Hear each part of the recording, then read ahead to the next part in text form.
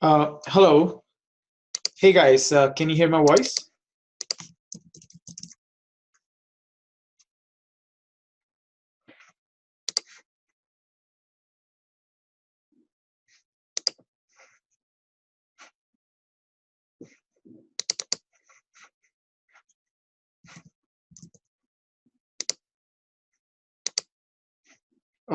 Can you hear me, guys? You can let me know in the chat window if you can hear me. You can chat with me.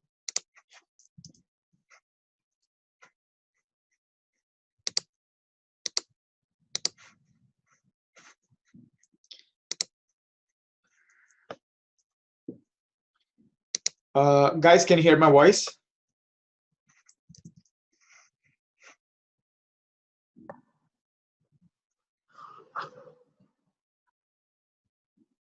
Uh, you can also speak up. I think your microphone should be unmuted. Can you hear me? Yes. Okay, great. Priyanka, can you hear me? Yes. Okay, perfect. So if you guys want to keep your audio on, it's up to you. If you want to mute it, that's up to you. But you can always stop me and ask me questions. Is that okay? Yeah. Okay, great. Let me make sure that it is being recorded.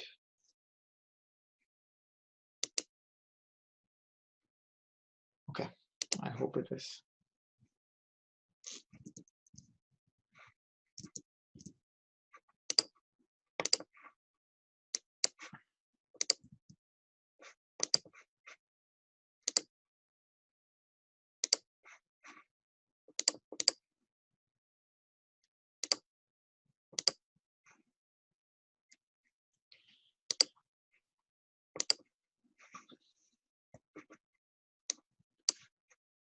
Okay, so can you guys see the PowerPoint?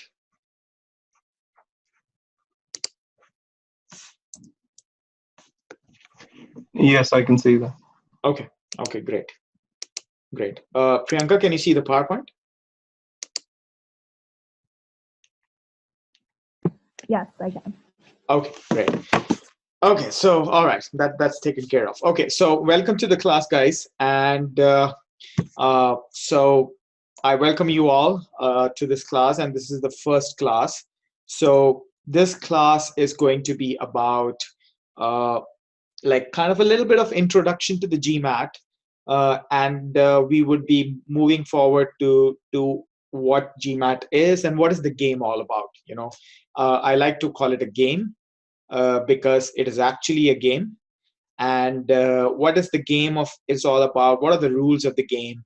And then we can move on to some specific strategies which I like using in the test. And these today's strategies are going to be a little bit unorthodox. That doesn't mean that you should always be using that strategies, but those strategies can be really helpful. Okay, so if you guys ever want to stop me in what I'm doing, if you don't understand anything, let me know. And and I think I want it to be a two-way street, right? So that's all about it. So should I go ahead? Yeah. Okay, so first of all, let's try to understand the test and try to understand what all it entails. And I think this might be a little bit boring to you in the first 5 minutes, uh, like trying to understand the test, but I think it's very, very important. So first of all, that's just the whole test, which is this is the test. And you have an AWA section, you have an integrated reasoning section, you have a quantitative reasoning section, and you have a verbal reasoning section. So I think you would be knowing that the AWA section has the AWA question, which is the analysis of an argument. And then you have the integrated reasoning, which entails all these questions, and the scoring is from 1 to 8.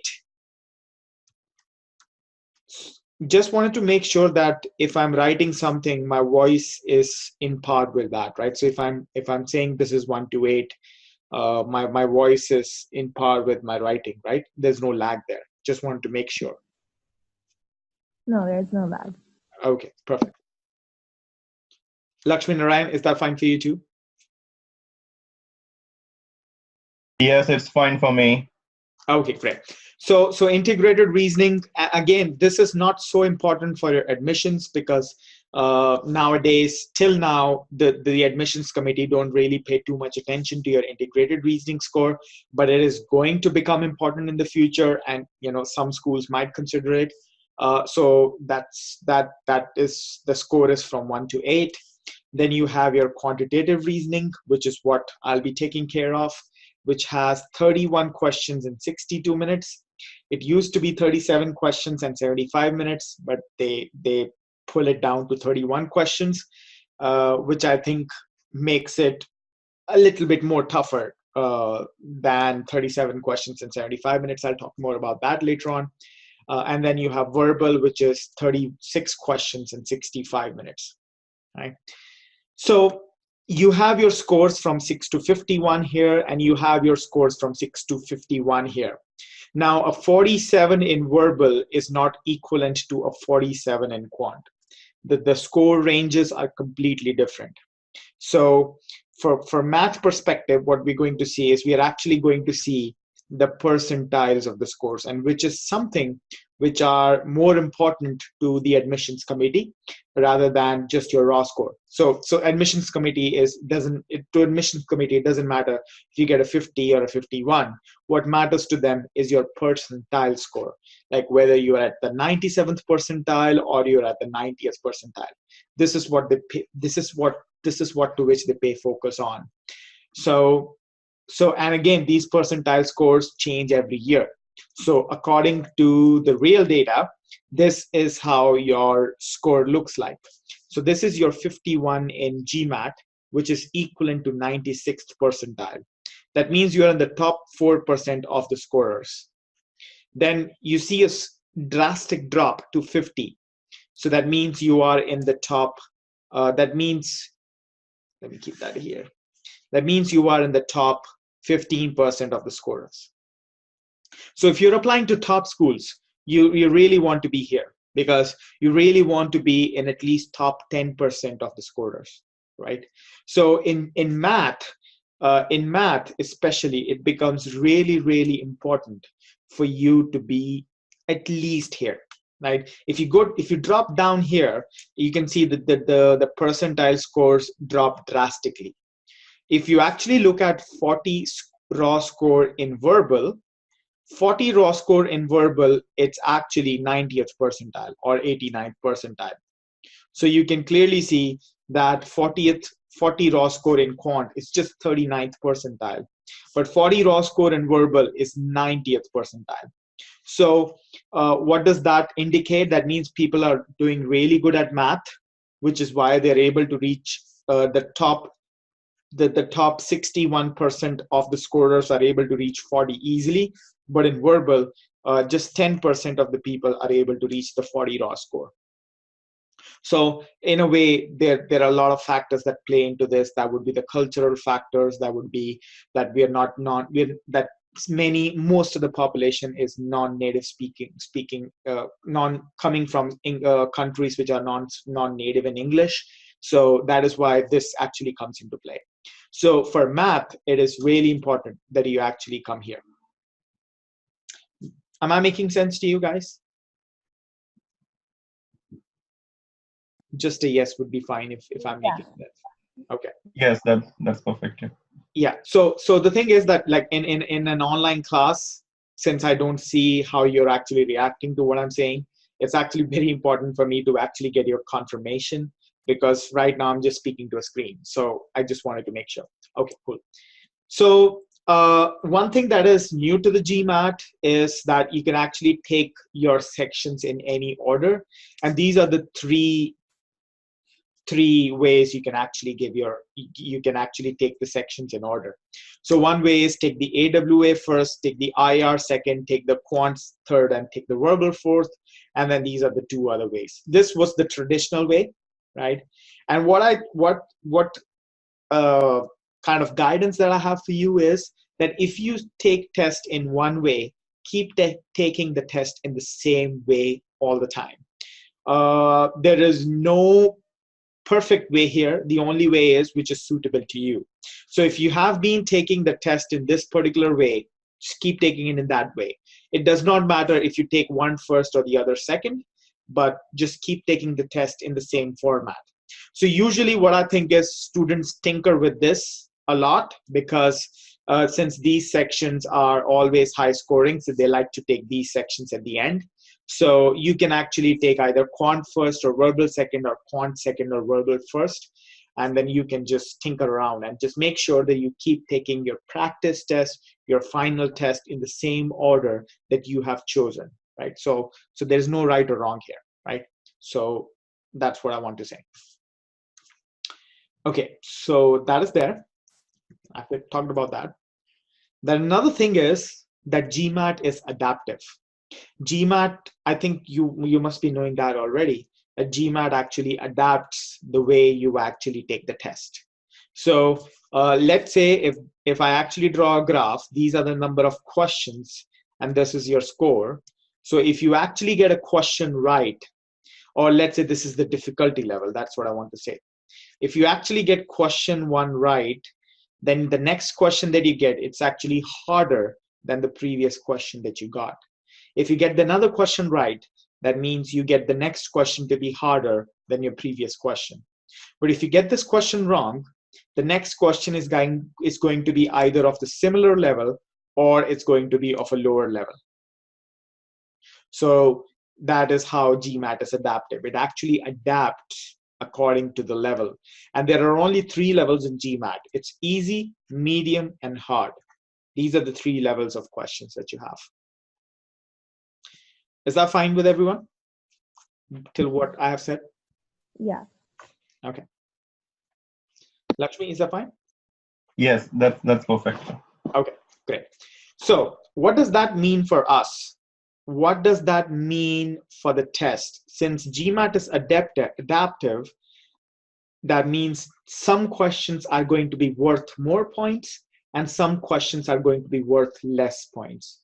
So since it's adaptive, easy questions are going to be worth more than hard questions. So if this is your difficulty level, or let's say this is your score, and these are the questions that you get. So if this is question number 1, this is question number 2. If you get this question right, your level increases. But if you get the next question right, which is going to be more difficult than the earlier question, your level is going to be steeper. If you get the next question right, your level is going to be steeper. If you get the next question right, your level is going to be steeper. That means the harder the question you get right, that means the more steeper is going to be your increment. That means getting question continuously right is very, very important in GMAT, because if you get right, it will lead you to, and if you get the next one wrong, that's your score. But if you get right, wrong, right, then your score is here. So that means you're going to end up lesser if you don't get the question continuously right. So you have to get the questions continuously right. Does that make sense to you? Yeah. Yes. Can you please talk a bit about like timing strategy with this? Because sometimes, let's say you're pressed on time or you're not able to, you're running a bit short. How can you like plan accordingly so that you know which ones to miss so that you make the most out of your score? I'm going to talk about that in the next few slides. You have raised a very good question, but I'm going to talk about it in the next few slides. Okay, thank you. So yeah, so the first point that I want to say is that easy questions are worth more than hard questions. And the next point I want to, from there, we actually concluded that getting questions continuously right is very important. And the next thing is since GMAT is adaptive, start and end are actually more important than middle. Now, why is that? So let's suppose this is your level and this is your question. If you actually get the first question right, and if you get the second question right, and you get the third question right, and you get the next question wrong. On the other hand, you actually get the first question wrong, so you actually go down. You get the second question right, third question right, and fourth question right. Now, what is different here and here? Here, you actually had a good start, and here you had a bad start. Now, you are always going to be at a better level if you have had a good start. Why is that? Because you have gained a momentum. And with a momentum, you have actually acquired a better score initially. And if you have a bad start, so let's think about it in a game. If you have had a bad start, you will have to recover. You always have to recover. And if you had a good start, you don't have to recover. You always have a choice to build your momentum. And one more thing is that if easy questions are worth more than hard questions, it also automatically means that getting easy question wrong gives you more penalty than getting a hard question wrong. So if you get an easy question wrong, you're going to drop more than if you get a hard question wrong. You getting what I'm saying? Yeah. Yeah, so that means start is very important, because at start you get easy questions. So if you get an easy question wrong, that means you're doing bad, right? So GMAT will actually penalize you more. So it is very important to build your start. What does that mean for us? That means we have to pace really important. So when I say pace importantly, that means you have your start, you have your middle, and you have your end. So what I want to say here is this is important and this is important. Well, why is end important? Because if you actually, if you keep getting your questions right, and let's suppose you're at this level and you get your last question wrong, last question can actually either take you here, or it can either take you here, or it can either take you here. So last questions are really important, because you don't even, after the last question, you don't get a chance to build your momentum. You don't get a chance to go up, to go down, or to go to the same level, which is why the last few questions are very important. So what is not relatively important is the middle questions. So if you feel like you're not making up for the time, if you feel like you will not end up the question, end up the quantitative section at the right time, you can always skip a question in the middle. And that's what I did in one of my GMAT tests. I actually skipped a question in the middle and did not impact my score. So you can actually skip a question in the middle and you can always make up for that. Why? Because if you are in the middle and you are going like this, and even if you go down here, you still have a chance to go up. But if you are at the end, if you go down, you don't have a chance to go up, because you're at the end. Which is why it is important to have some cut points. It is important to have some cut points where you would sit and analyze, am I doing right or am I doing wrong? Now, one way is to actually decide every question, but that would be too cumbersome. That would be too, that you would be analyzing a lot and you will waste a lot of time there. Which is why I always ask students to analyze how we are going at question 10, how we are going at question 20, how we are going at question 30. And I think this is relative to 75-minute section. So for the first 10 questions, you should be giving at least 2 minutes per each question. So you should be giving around 20 minutes for each question. And for the last few questions, let's say the last 7 questions, you should be giving at least 2 minutes. That is 14 minutes. And you should keep like round of a buffer of 3 to 5 minutes for the first 10 questions and 3 to 5 minutes for the last 5 questions.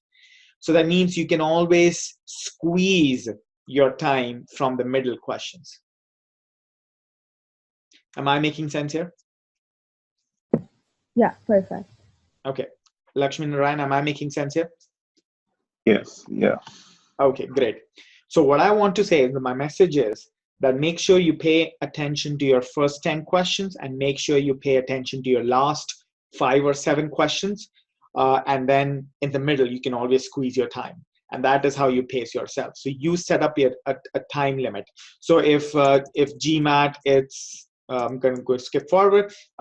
If GMAT is for 62 minutes, the quantitative section, then you could say, or for the first 20 minutes, for the first 10 questions, I should be taking 20 minutes. That means after the first 10 questions, I should be left with 40 minutes or 40 to 42 minutes. Right? If you think that this has gone to 38 minutes, that's fine. If it gone to 35 minutes, that means you have taken a lot of time, which means you have to cover it up for the next 10 questions. So you can try to, skip some questions or quicken up in between. And there will be a lot of strategies that I'll be talking about that in the class. Okay, so that's there. That is pacing throughout the test. How do you pace yourself within a question?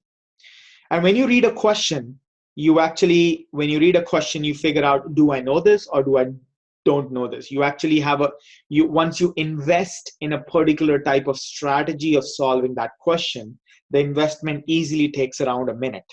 And once you have invested in that, you actually try to solve the question. And sometimes it works out, sometimes it does not work out, and that is perfectly fine. So what you should do is, in the first 60 seconds of a question, you should always try to understand the question.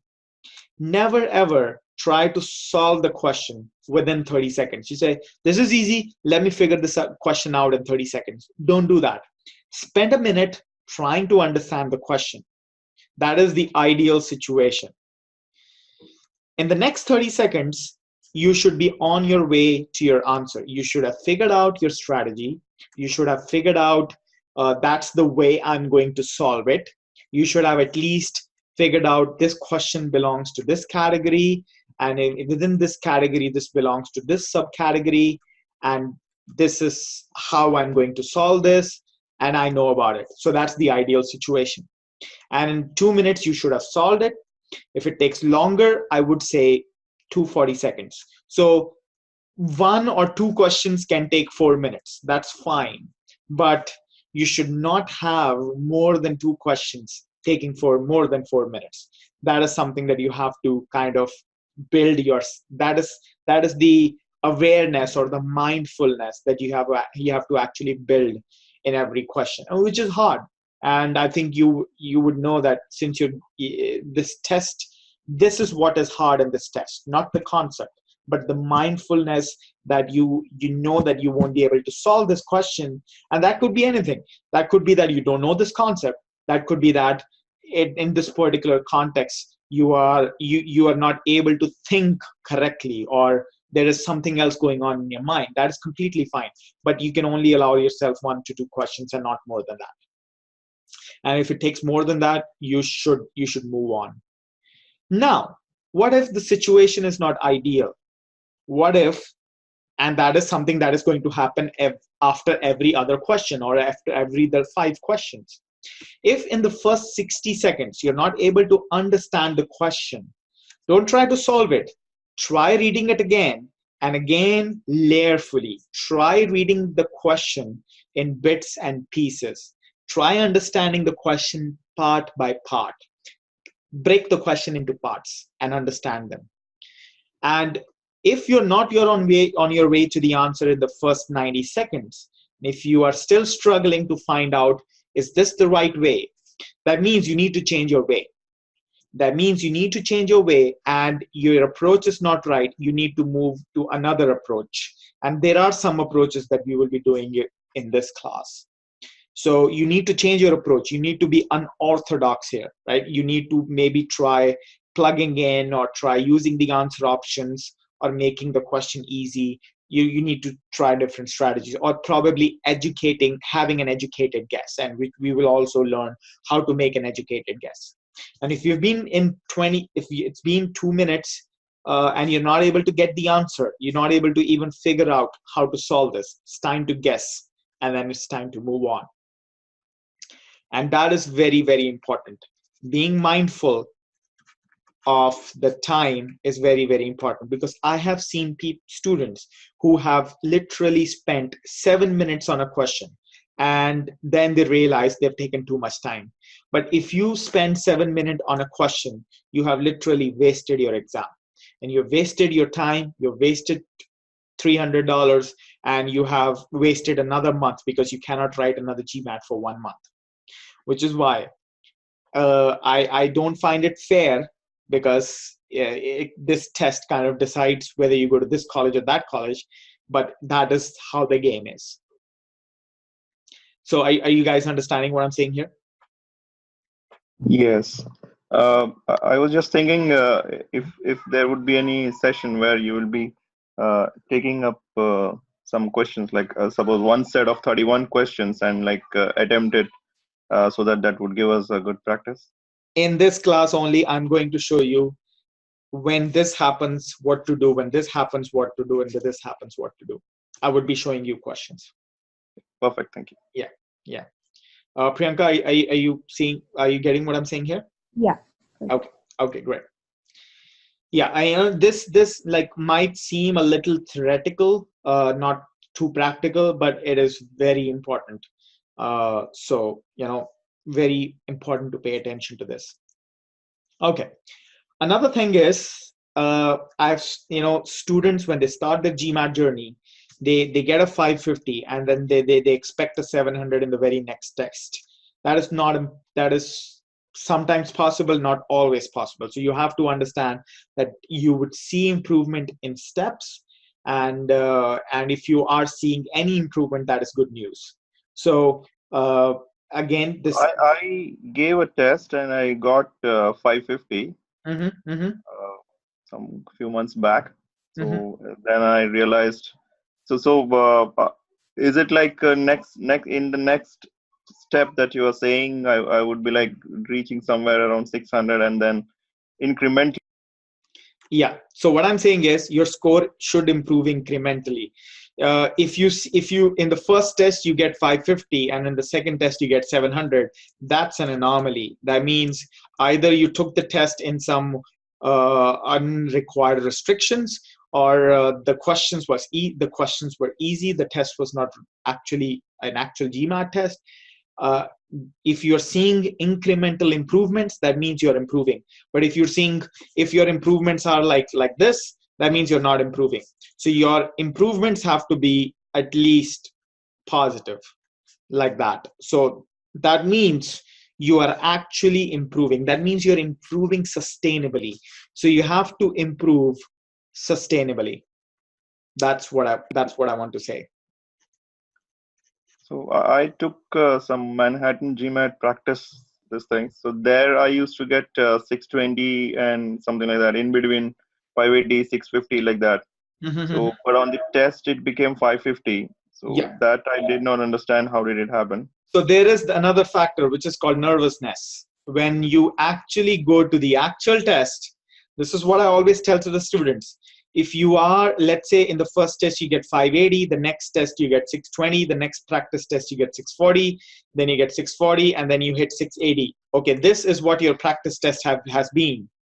Average your last 3 scores and decrease your points by 20. That is what you will get in your actual test. So in the last 3 tests, if you got this, you would be looking somewhere around 650. So the actual test, there is the nervousness factor that comes into play, because that is the actual test. So you're always going to be less than. And it is very rare that a students actually get more than their average of the last 3 tests. That is very rare. So the nervousness must have come into the play. So I would never advise you to actually book a test till you hit your target. So if you've been hitting 700 consistently, that means yes, you can take a test. So you can, yeah. So the first time I wrote a test, like I wrote a GMAT math, that was like 7 or 8 years ago. I used to score 51 in math all the time. Never ever I got a less than 51. I actually took the test, I got a 50. Nervousness came into play that day.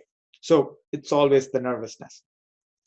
So if we hit more than 700 in diagnostic tests by some good test providers like Manhattan, so that means it would be, I mean, we can expect somewhere around 650 and 700. Yes, I would say so. Yeah, that is something that you can expect on a bad day. Okay, so that's a worst case that can happen. Yes, yes. Yeah. Thank you. Okay. Then again, before I even hit the questions, what I want to actually put into play is how do you use your own time? You must be practicing at home. So one thing that I want to say is you have to put consistent hours every day rather than prolonged hours on limited days. So some students put everything on weekends and they don't do anything on weekdays. I would not advise that. I would want you to put consistent hours every day so that you actually get into the zone of actually doing the GMAT. It's almost like soccer practice. If you don't practice every day, you will forget those skills. So you can either do quant verbal practice every day, or you can do quant verbal. That's completely up to you. But you have to practice every day. If you don't get into that habit, your scores are not going to improve. Yeah, another thing is over preparation, which is not a good thing. There is a limit to which your scores can improve, and it would be a good thing if you can figure out your own limit, because this is a test. Not everyone can score a 51 in quant and a 51 in verbal, because that is the way the test has been designed. It has been designed to figure out what you have accumulated in the past. So you should be saying that, okay, this is what I can hit, and you should be okay with it. There's no, I mean, there's no right or wrong here. I mean, a test cannot judge who you are, but given the limited time you have, given the amount of resources that limited resources that you have, you should be setting that limit yourself. And over preparation is not a good thing. That can even lead to psychological damage. So I don't want you to like overcommit to GMAT. You should have another life as well, right? So very, very important. Any question here? What I'm trying to say? You said try practicing every day. If let's say that it's not sustainable in the sense you're not able to do like a full on practice that day. Like, what do you suggest? What kind of practice do you suggest for the days that you're unable mentally to get yourself to do it? So if you're able to solve 10 quant questions and 10 verbal questions every day, that's fine by me. So 10 quant questions and 10 verbal, at least, that is something that is the very least you should be doing. Okay. So probably like 1 hour. Okay. Yeah, like that's like when you solve a question, you don't just solve the question. When you solve a question, you should analyze the question as well. So I think one question should take you around 15 minutes, because when you solve a question, you say, okay, what did I do right here? What did I do wrong here? How could I have solved this question in a better way? So one question is not 2 minutes. It's more than 2 minutes when you're actually practicing. That is very, very important. If you just keep on practicing question without even paying attention to what you're doing, you are never going to improve. So solve less questions, but analyze more. You need to analyze more. Analyze yourself. Where you're going right, where you're going wrong. How could I have solved this question? If you are able to tackle this, you would definitely get a good score. Does that sound good? Okay. So, Mhm. I have a small question. So, at what, I mean, we keep on solving this 10 and 10, and then I was just curious to know about the psychological thing. Like, uh, what would it be like? I would know that, okay, this is my limit, or I can't progress more than this. So it's like, there won't be any increase in the score no matter what I do. Yeah, so that is something that you would know through your practice tests. So once you every week, and again, I will be talking about that later on as well. Every week, you would be writing one practice test, and that test is going to be taken very, very seriously. So that test will decide whether you have improved or you have not improved, and you would analyze your test. Like one time, I got a 600, let's say, uh, and the next time I got a 580, but I would still consider that as an improvement. Why? Because when I analyzed my questions, I figured out here in 600, there were some questions where I had no idea how to solve. And 580, I just got some silly errors. So whenever you get a question wrong, or whenever you get a question even right, you are going to classify that question. You're going to classify that question as NMGH. That is, whether you nailed that question, or whether you missed the answer, or whether you guessed the answer, or whether you need help in that particular category of questions. So this is fine, but this is something where you need to work every week. So I know from my own GMAT journey, in the very first time, I realized that inequalities is something where I have most of my guessing and most of my help required. So what I did was I just focused on inequalities for like 10 days, and my inequalities came out to be the strongest in the next test. So it is very important to figure out where you're going wrong, where you're going right, and then work on that. So if you work randomly, it's not going to work out. The 10 questions have to be strategically chosen. This is what I'm going to work at. This is what I'm going to not work at. And that is how you improve. Does that sound okay? Yeah. Yes. And are there any topics that if I don't like, I can skip just in case? Actually, there are no topics like that. And actually, if you know that these are topics you don't like, it's actually good news, because you can work on those topics then. And in my opinion, there is no topic in this world in GMAT that you cannot solve, because once you have made up your mind that you're going to solve this topic, you will be able to solve it, because it's so easy. It's not difficult at all. GMAT is very limited in the concept that it can use, because it cannot test you beyond a limit. Because if it is not a mathematical test, it's a test of your, or of your leadership qualities, of your organization skills. Because GMAT does not want PhD in mathematics. GMAT just wants people who are better organizers, better leaders. They want managers. So the conceptual level cannot go higher beyond a certain limit. So you need to trust that point. And if you think that you cannot solve probability, if you cannot solve counting, if you cannot solve averages, work on that for a week and let me help you on that. You will definitely improve. Thank you. Yeah, you just need to have faith. That's it. And there is no topic that you cannot improve on. Quick question. Let's say that I took like my first official GMAT test, let's say 2 years ago, and then after a year, I did it again, and then the score improved like, hardly, very insignificant improvement. But when I do the practice test, the score improves significantly, and I can see a difference. Would you suggest, like, what would you suggest in that sense, or is that a sign of reaching your limit? So what happens is, like, the way I see that your score has improved is first sign is if you're improving consistently. If your score has improved in one test and it has gone too high in one test, I don't see that as improvement. I see that something other than improvement has happened. But what you need to do is you need to analyze your test, and you need to figure out the questions you got wrong and why did you get them wrong. Is there a pattern to it?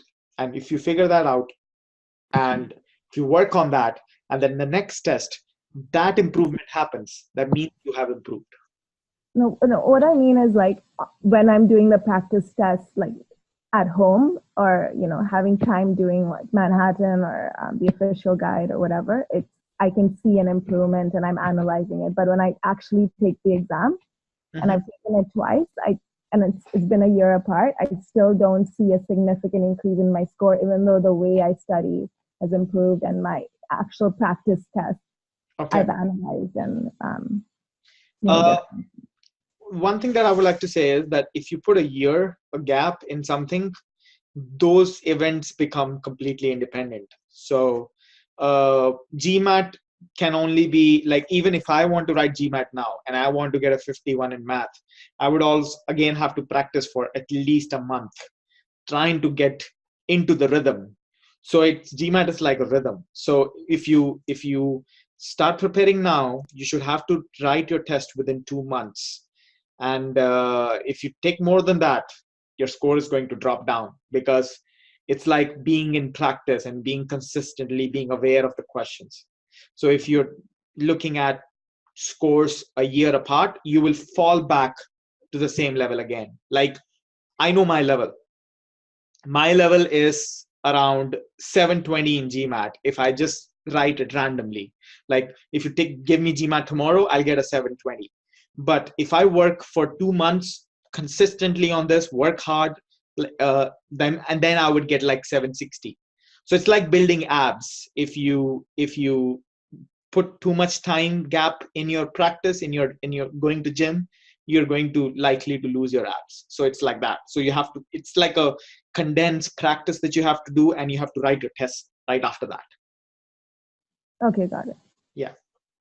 And starting from today, what could be the ideal day if I am doing 4 hours per day committing? So as what would be your suggestion to take a test from, because your thing this sessions would go on for another 2.5 months, and maybe after another 2 months, like after 4 months, I should be ready for a test. That's what is the calculation. You should give me at least 12 weeks. 12 weeks. Yeah. So 10 weeks for the course and then 2 weeks of intensive practice. I mean, practice tests. Okay. Yeah. Minimum to maximum. I mean, you could write your test on the 11th week, or you can write your test on the 12th week, but 12 weeks is the overall time, starting from the beginning to the end. Do you think you have that much time? Yeah, I do have. Yeah. So 12 weeks is the perfect time.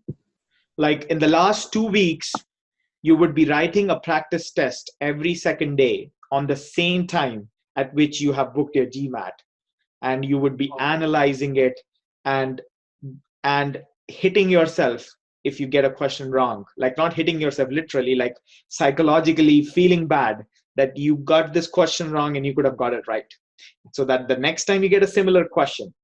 So like in the 12th week, you should be like, you see the question, you say, okay, this is probability question type 2, and this is how you solve it. So that is what I intend you to have, like figuring out a kind of a question that you've already solved. And the problem that I'm facing is I get a question wrong, but when I see the answer, I really feel very, very depressed that I couldn't solve this small simple thing. So and that makes me even worried that what is it like? Where is it I'm going wrong? And the solutions sometimes are so simple, and I end up messing it up. So that's the problem I'm facing at the moment. So the perfect thing that you should do, the perfect response to this is that don't make the same mistake again. If you make the same mistake twice, like fool me once, fine. Fool me twice, shame on me. So if you make the same mistake again, you should say, oh, why am I doing this? I already know this. So if you're falling for a trick for the first time, that is fine. If you're falling for the trick second time, that's something that means you have not learned from your mistake. If you fall for the same trick third time, that means you are really not paying attention to your prep. So what I want you to do is, if you make a mistake, you should learn from that mistake. Like if you missed that x is an integer in a question and you did not consider a particular integer, let's say x is 0, that means you should always think about considering x as 0 whenever you actually see this question. All right. So learning from your own mistakes is the key. Thank you. Yeah. So that is what I actually wanted to say. Your score, I mean, as you practice, your scores will improve. You will hit a plateau, and that is where students actually hit a plateau at 49 in math. So this is the steepest improvement that you will get, and that will take the most time. And after a time, your score will drop because then you would start losing practice. So it is very important that you take your test in like 12 to 14 weeks of your preparation. Does that sound good? Yes, that sounds really good. Yeah. Mm-hmm. Okay, so that's there. I don't want to talk about that. Okay, so let's actually get into GMAT. Let's get into GMAT math. So again, you can learn infinite amounts of concepts. You can learn sin x, you can learn cos x, you can learn this and that, but what you have to do is you have to limit yourself. You have to limit the concepts you use. Like when I see a GMAT question, and I don't have a mathematical formal background, but I really like math, and sometimes I see a question, I am tempted to use sin x, I'm tempted to use trigonometry, but I know this is GMAT. GMAT will never ask you trigonometry. GMAT will never ask you that. And being mindful of what GMAT will not ask is very, very important. So, and that is something that you're going to learn throughout the course. Throughout the course, whatever I teach you is important. Whatever I don't teach you is also important. If I don't teach you sin x, if I don't teach you that you would be getting a 90, 37, and a 73 triangle, that means this kind of triangle will not come in GMAT. Or this triangle at least will not give you 3 sides and will give you 1 side and I'll ask you the other side. That will not come in GMAT. So you have to be mindful of that as well. So very, very careful about what concepts you have learned and what concepts you have not learned. So what is the overarching framework of different concepts that are asked in GMAT? So first concept is arithmetic, second is algebra, third is geometry. These are the 3 pillars on which GMAT is going to ask you questions. Like arithmetic basically includes basic geometric progression, statistics. Algebra basically includes inequalities, modulus. Geometry basically just includes basic geometry. In terms of math, GMAT is very, very, very basic. It will not ask you even a simple aspect of advanced math. It will only ask you GMAT math. So if concept tests are so easy, why do you even need classes? Why is it so hard? That means, why is it so hard? It's because of this. It's because of traps. GMAT questions are all filled with traps. The way GMAT questions are framed is they would make you think in one way, but it is intending the other way. The question would be framed in such a way that you are likely to, so if you don't pay complete attention to the question, you're likely to miss out important things.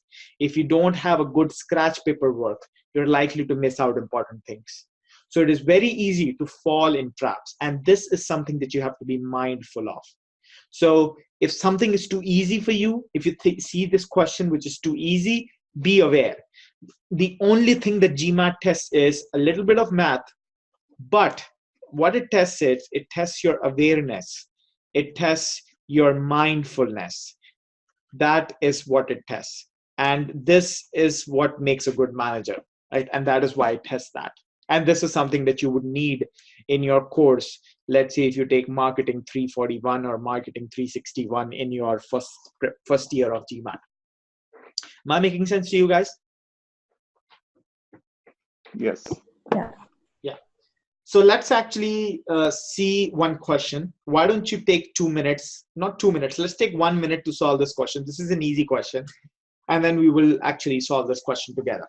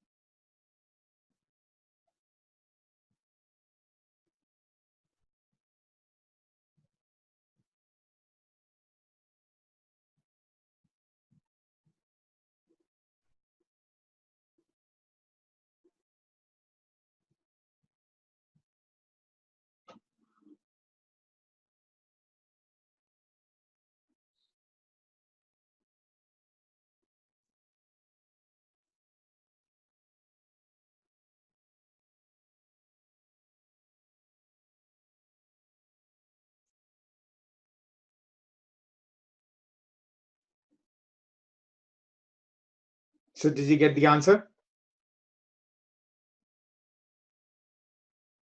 I'm trying. Yeah. So what is the answer? Let's say A, B, C, D, E. Got A. So you got A. What did you get, Lakshmi? Narayan? I think I got B. Even I'm a little confused between A and B. Okay. So let's actually see the question. So it says David got a 20% discount on a purchase of an LCD. So let's say the LCD cost $100. So he got a 20% discount. So he got it for $80. Then he got another 10% discount on the reduced price. So it costs it $72. So it says, what will be the percentage increase in order to raise the discounted price to the original price? So what is the percentage increase from here to here? So what is the percentage increase from $72 to $100? That is the difference between them divided by the original price into 100. That is 28 over 72 into 100, which is approximately 34%.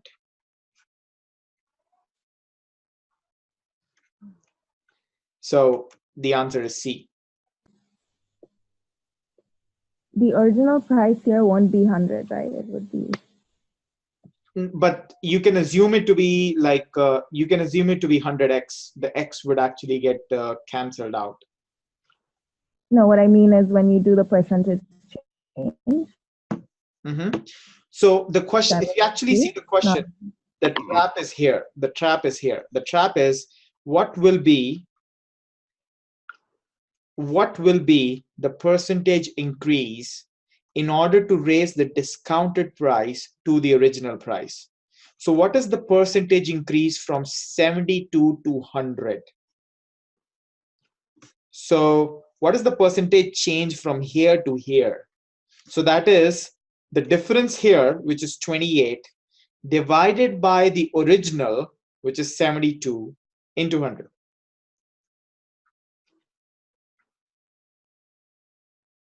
So even if you consider it to be 100x, this is 72x, and then x and x will cancel out with each other.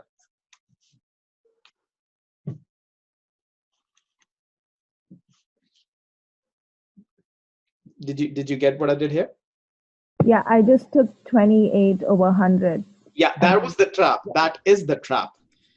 They want you to think that it is 28%. This answer is a trap.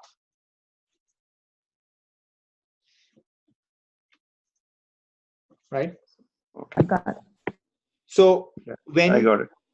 So what I did was, once I was like creating questions, and whenever I wanted to create a difficult question, what I would do is, in my answer option A, B, C, D, E, I would choose this as my answer, but rest of the answers, they would be traps. These answer options, they are chosen strategically, that you choose them and move on, right?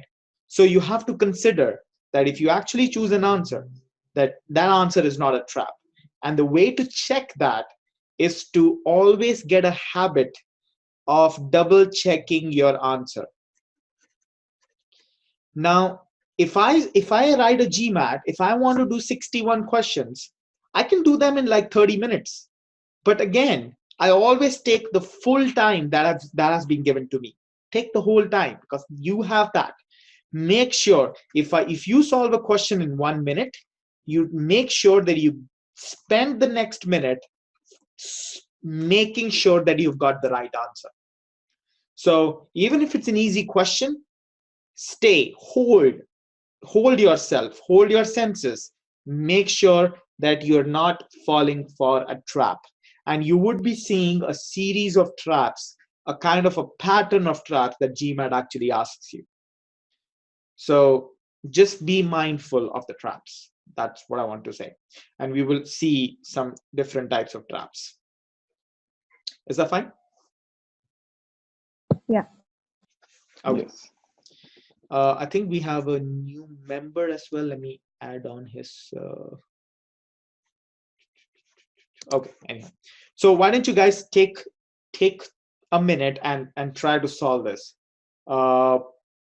You guys know what data sufficiency question looks like, right? Yeah. Yeah. So take a minute to solve this question.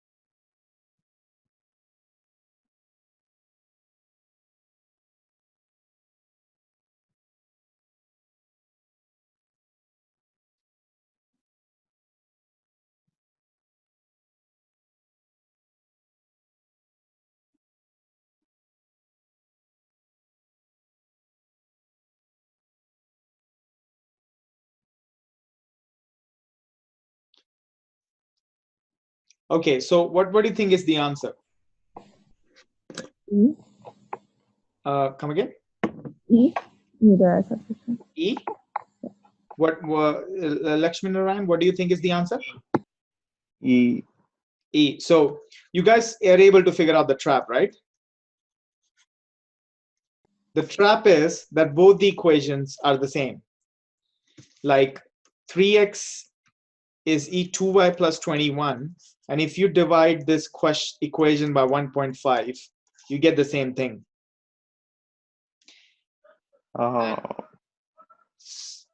Like this is also same equation. There's nothing different. I kind of tried to solve it, but there were two variables, so it was a. Like usually you would say two equations and two variables, so you would get the answer. So you would get the value of x. But the two equations are the same, right? And so now I know. if two equations are the same, they're either the same line or they're parallel lines. So if they're parallel lines, that means there is no solution. If they're the same lines, that means there are infinite solutions. So you don't know what the answer is. So that means the answer is E, as like Edward. So that was the trap here. Does that make sense? Yes. So first type of trap is that with the GMAT, it is never the usual. Like GMAT will never give you two equations and two variables and ask you if it's solvable. That is something that GMAT will never ever do. So you should get out of your mind that GMAT will give you a usual question. Or even if in probability, GMAT will tell you, if I toss a coin, what is the probability of getting a head? GMAT will never ask you that. So if you think the question is the usual question, like a very basic question, you should pay more attention to it. That is what it requires, more attention from you. Does that make sense? Yes. Okay. Let's see a hard question now. Let's see if you can solve this.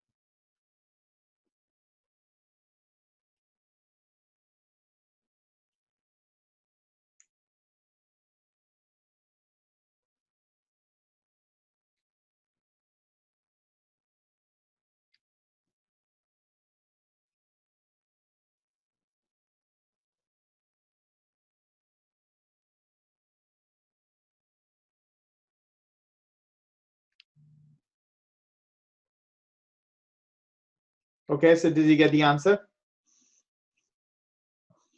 I got 4.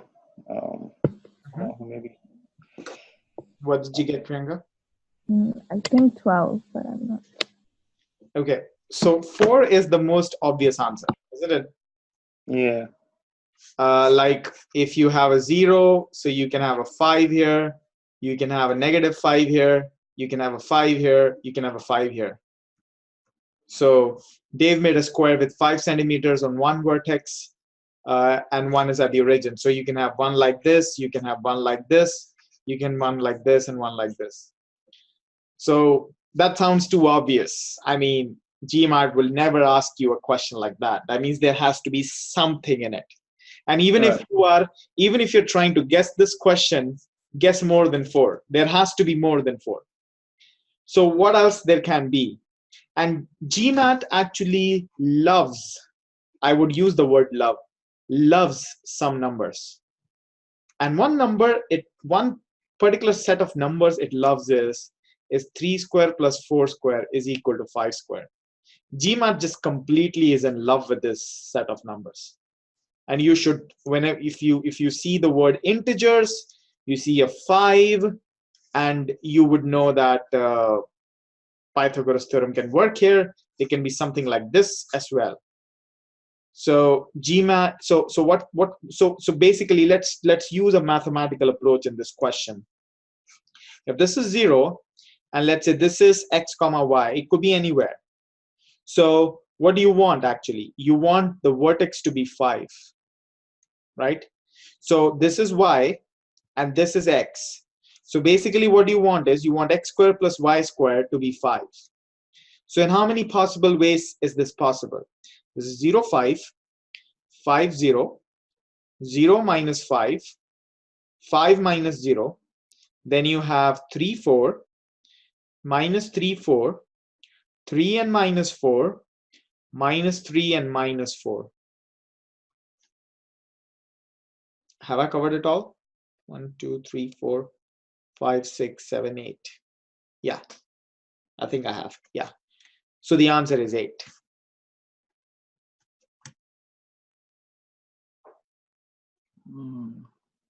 So the only way this is possible, given that x and y are integers. And of course, since these are sides, they have to be at least positive or negative integers. Again, in this question, I don't intend to teach you this or anything else. What I intend to teach you is that 4 is not the answer. That's what I intend to teach you here, is that if you see the answer as 4, you should say, oh, it looks like 4, but 4 is too obvious. I want you to be mindful of that. Does that make sense? Yes. Priyanka, does that make sense to you? Yeah. Okay. So too obvious, too easy, too usual, assign to double check. That's what I want to say. Okay. So yeah, so why don't you solve this question also? Let's give it a minute.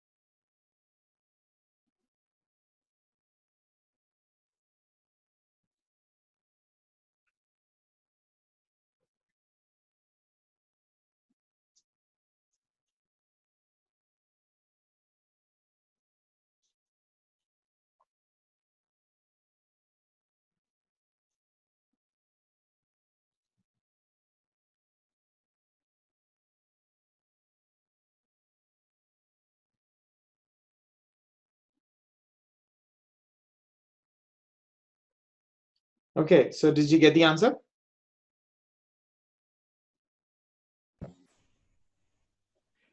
No, I did not get. I think Okay, it's C. so whenever you get like a question like this, try to break it in pieces. Try to understand it step by step. That's one advice.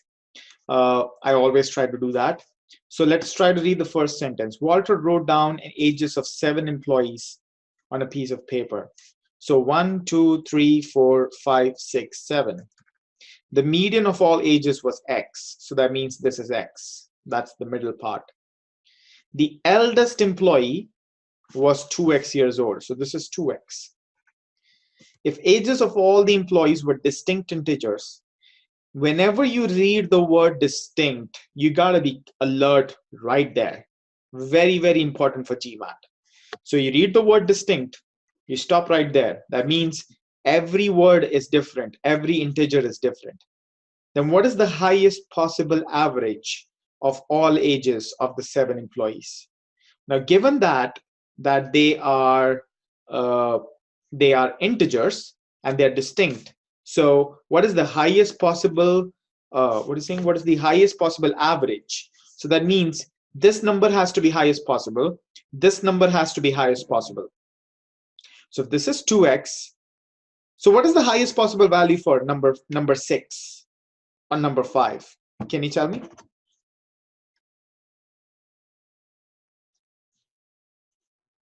So 5 would be 2x minus 2.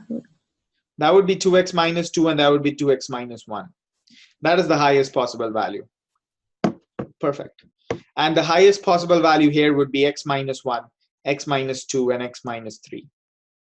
And once you do that, you get the average, right? So you kind of average it out.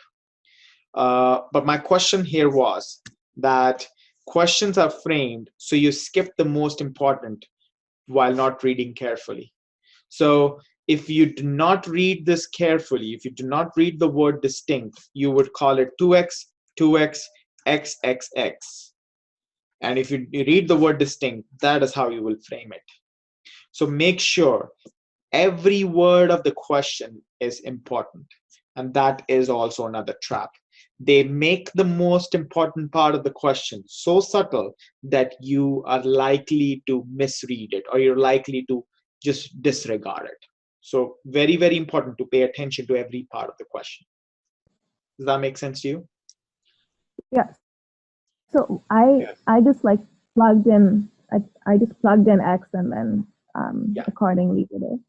Yeah, but you can do that as well. We would cover that in the later part of this class today. So what's the answer? Is it C? So that would be, let me solve it algebraically. So there would be this plus this. So 2x, 2x, 2s, 6, 7, 8, 9, 10. So that is 10x divided by 7. That is 3, 2, 1. That is 5 and 6, 7, 8, 9. Minus 9 by 7. Okay. Yeah. Okay.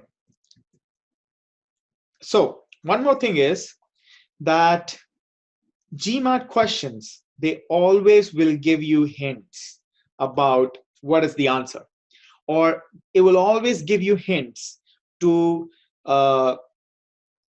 actually say, oh, you try this or you try that, and you have to figure that hint out from the question. Let's say if I say, and again, one more thing is that the GMAT questions, the words that are used, they're always used minimalistically. I forgot the pronunciation. Minimalistically, right? GMAT will never ever use a word which is not relevant to the question. So if I want to say that x is an integer, or let's say x is a positive integer, and I say x is a non-negative integer, what is the difference between both the statements? 0. 0, right? because something that is positive, something that is non-negative, the only difference is 0. So if I'm forced to write non-negative, that means 0 is important to the question. It is very, very important to the question. So the first thing that you should do is you should consider 0. So if you ever see the word non-negative, you should consider 0. And there are a lot of other hints which we will go through the course that GMAT will always show you, reveal it to you, and you have to figure those hints out. Let's see this question. This question says that a is a non-negative integer such that 6 to the power a is a factor of, I can even write any number here, any number. Which of the following could be the value of this? What number would you plug in for a? 0. 6 to the power 0, which is 1, is a factor of any number in the world. So 6 to the power 8, 0, is a factor of this. That is fine. So I can plug in a to be 0. Which of the following could be the value of b to the power 0 minus 0 to the power b? So this is 1 and this is 0. So the answer is 1. Right? Are you understanding what I'm doing here? Yeah. Lakshminarayan, are you understanding what I'm doing here? Yes, I did. Yeah. So the key to this question was this word, non-negative integer. You plug in a to be 0, the whole question is as easy like a second standard math question. So and if you forget 0 in this question is very hard. So you have to be very careful of the hints that the question leaves for you. So GMAT questions will always leave breadcrumbs along the way, and you just have to pick up those breadcrumbs. So it is not about math. It is about awareness. It is about being mindful. It is about being creative. And at the end of the day, you all want to be managers. That's why you're writing GMAT. And that's what managers are supposed to be. They're not supposed to be mathematical wizards. Like, I do not have a mathematical formal degree, but you're supposed to be creative. So I hope where I'm leading, you're understanding what I'm trying to tell you, what I'm trying to put the base as, that GMAT is not a math test. It is a logic test. Does that make sense? Yeah, makes sense. Yeah. Okay. One more thing that I want to tell you is that you have to use common sense. So if I use the word boys, if I use the word girls, that automatically implies that they have to be integers and they have to be greater than 0. So it will use some common sense as well. And sometimes a question will actually completely ride on that. Like if you look at this question, a class of 40 students has more than 12 boys. So boys plus girls is 40 and boys is greater than 12. If there are more than twice as many girls as boys, that means there are more than twice as many girls as boys. So that means girls is 2 times the boys. Then how many girls are there in the class? So you have this with you. So what is the numbers that you can try? You cannot try the boy to be 12.1 or 12.2. The first number that you would try is boy is 13.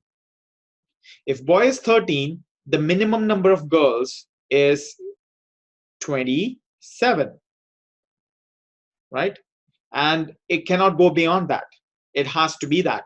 Because if you make boy 14 and the girls will have to be then 29, it will violate this. So the only possibility is this.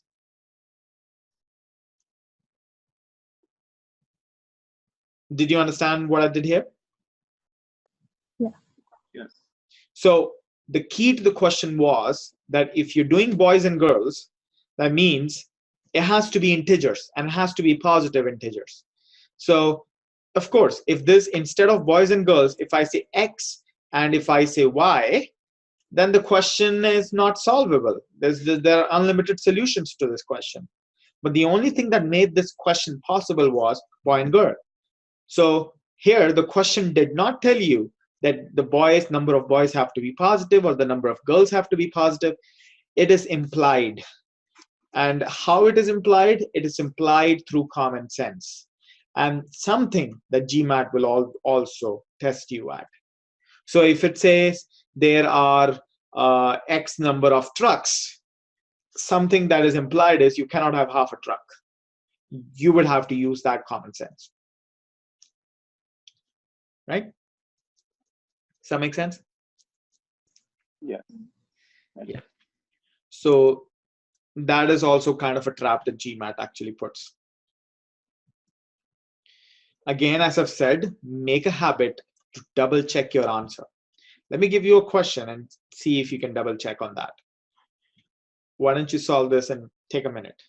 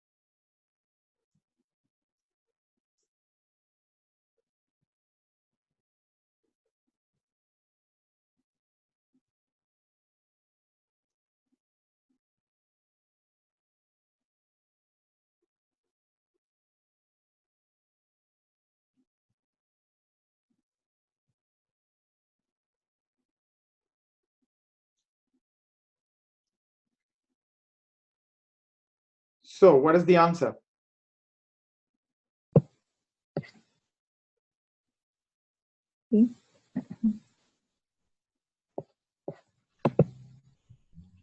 Come again? I got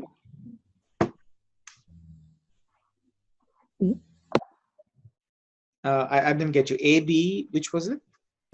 Oh, sorry, I said C. C. Okay, you said C. Okay. Lakshmi Narayan, what did you say? I got B. He got B. So it says, what is the value of absolute X? Statement A says absolute of X squared plus 16 is 32. That means from here, X squared plus 16 could be 32, or X squared plus 16 could be negative 32. Do you think that is possible? Do you think this is possible? Never, right? Because positive plus positive cannot be negative. So the only thing that is left is here. So that means X squared is 16. That means absolute of X is 4. So this is sufficient. Let's look at the second one. It is X squared minus 8X plus 16 is equal to 0. This is nothing but X minus 4 whole square. So X is 4. Absolute of X is 4. This is also sufficient. So the answer is D.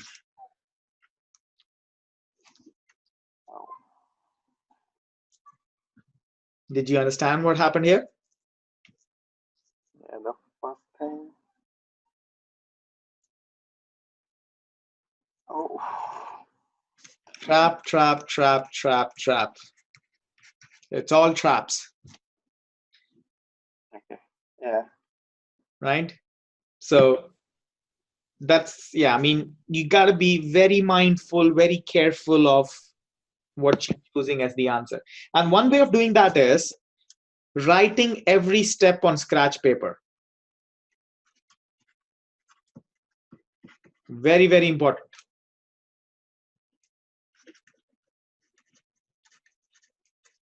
So if you write every step on scratch paper, you would know that this is right or this is wrong. The way I do it, this is something that I would write on my own scratch paper. This is not something just to teach you. This is something that I would actually write on the scratch paper. Priyanka, did you understand why D is the answer? Yeah, I did. Yeah. So the first of all is the question was asking you absolute of X. So X could be 4 or X could be -4. If you get any of them, that means absolute of X is 4. And that's what the question gave us.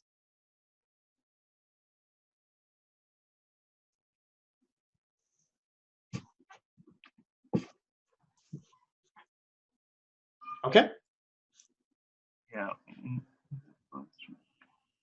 Okay. Okay, let's try to be mindful here.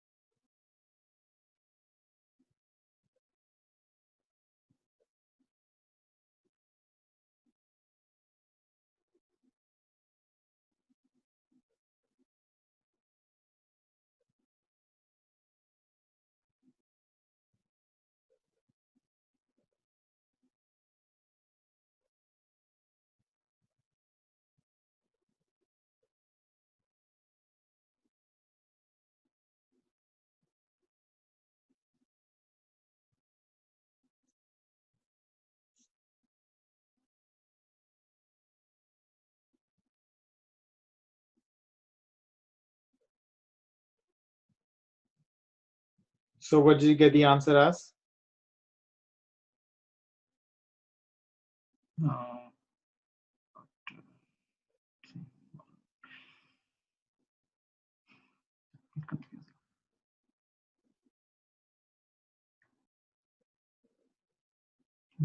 Maybe C.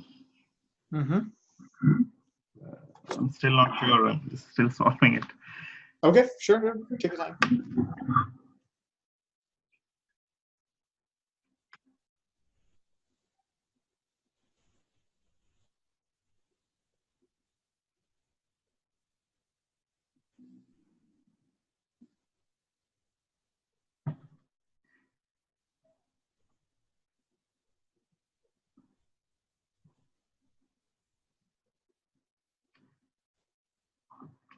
Okay.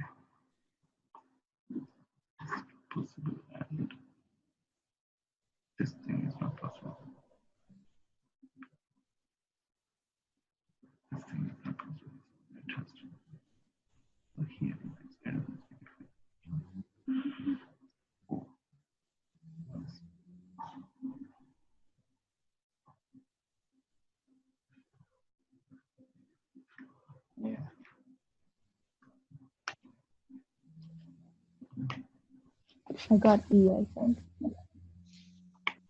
You got C as well? Okay, let's see this question. Sorry, E.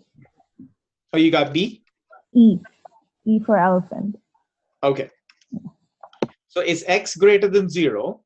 From here, we get two possibilities, that x plus 3 is either 4x minus 3, or x plus 3 is either negative 4x plus 3. So there are two possibilities. So from here, I get 6 is equal to 3x, or x is equal to 2. From here, I get 5x is equal to 0, or x is equal to 0. Okay. From here, I get x plus 1 is equal to 2x minus 1. X plus 1 is equal to negative 2x plus 1. So from here, I get x to be 2 or x to be 0. Okay. Does that seem too easy to you?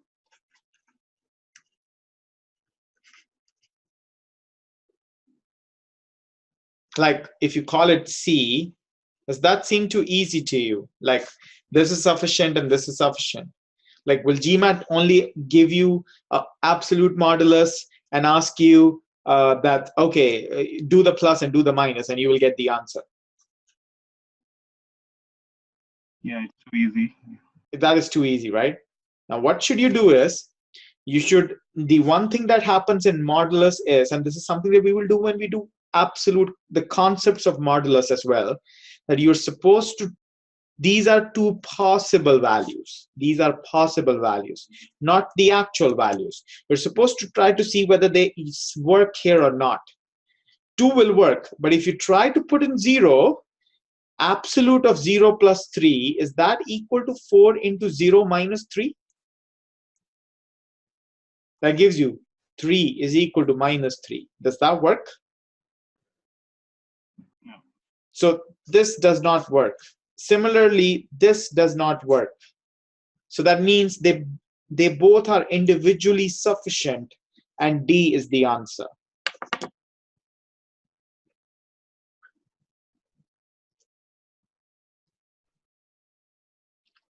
Did you understand what has happened here? Yeah, I always forget to plug it back into the equation.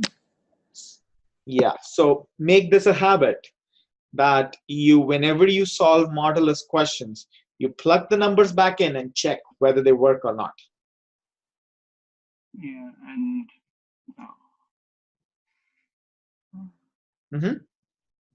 Is that fine? yeah, that's kind of surprised. Yeah. This is a hard question because of this trap, and you got to be careful of this trap. Thanks for showing us. Okay. So it's all about traps and hints. Math is just a camouflage. Play it like a game and you will enjoy it. And that is how I approach it.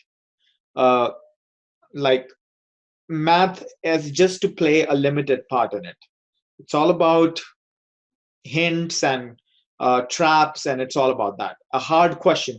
GMAT, like if I want to ask you a hard question in mathematics, I could probably make it really hard, like totally inconceivable.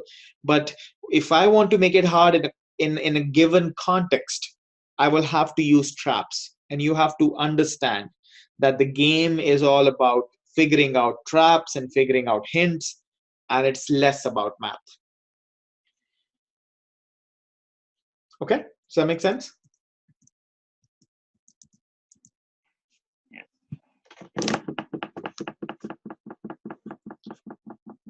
Okay. Yeah. All right. You guys want to take a break, or you guys want to carry on? Let me know. You carry on. Okay. Lakshmi Narayan, should we carry on? We'll just be back in 2 minutes. Okay. You want a break? Okay. Let's take a 5. Okay. Yeah. So it's yeah. Let's take a 5.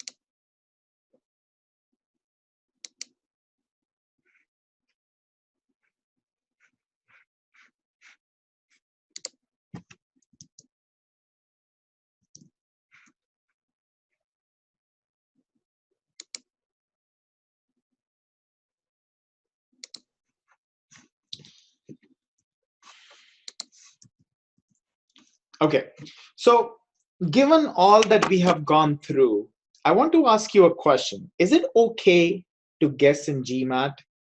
Do you think it's a fair policy that if you guess 1 or 2 questions? When there's but time, like smart guess. Yeah. Let's start with Priyanka. Priyanka, do you think it's okay to guess in GMAT? Yeah, but I think like you have to use some smart techniques to guess. Okay. Lakshminarayan, what are your thoughts on that? I would guess when I had to skip a question, go to smart guess and move ahead. Yeah, so that means we need some kind of techniques to guess, and this is something that we will go through the course as well. So that means we should have some ways of figuring out what is the answer.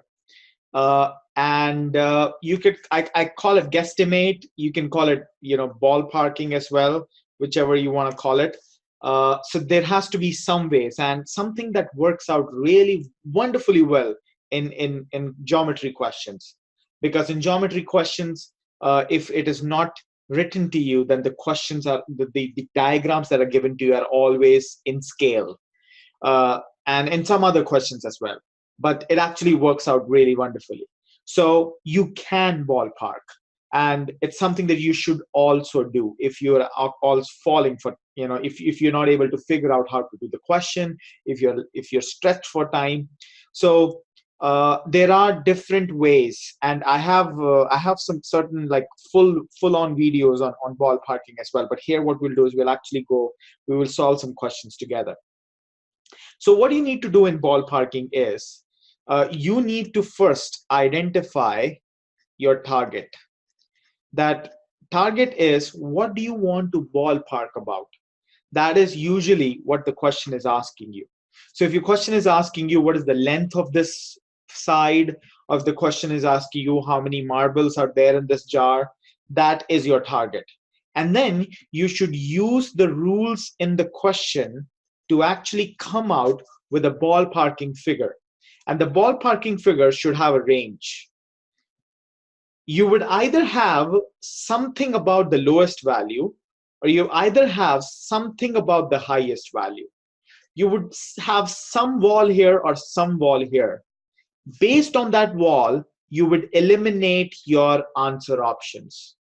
Sometimes if you're lucky, you would be down to just one answer option. If you're not that lucky, we would be down to 2 answer options. So it depends. There's some luck to it as well. But if you follow these rules, you are going to be very effective in ballparking. And we will actually use this technique. Identify your target, use the rules, find the range of lowest to highest. If you find the lowest range, eliminate the answers which are less than the lowest. If you find the highest of the range, eliminate the answer options which are more than the highest. Does that make sense to you guys? Yeah. Yeah. Would most of these questions be geometry based? Yeah, I'm going to do that right now. Okay. Let's see this question here. Chelsea drives at an average of 60 miles per hour for a trip and returns along the same at an average of 40 miles per hour. What is Chelsea's average speed throughout the journey?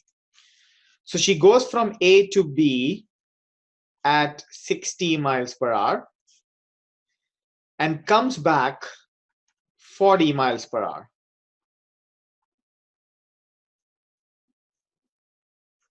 Okay. So what is the average trip for the whole journey? First of all, what do you think is not the answer? What is a trap here?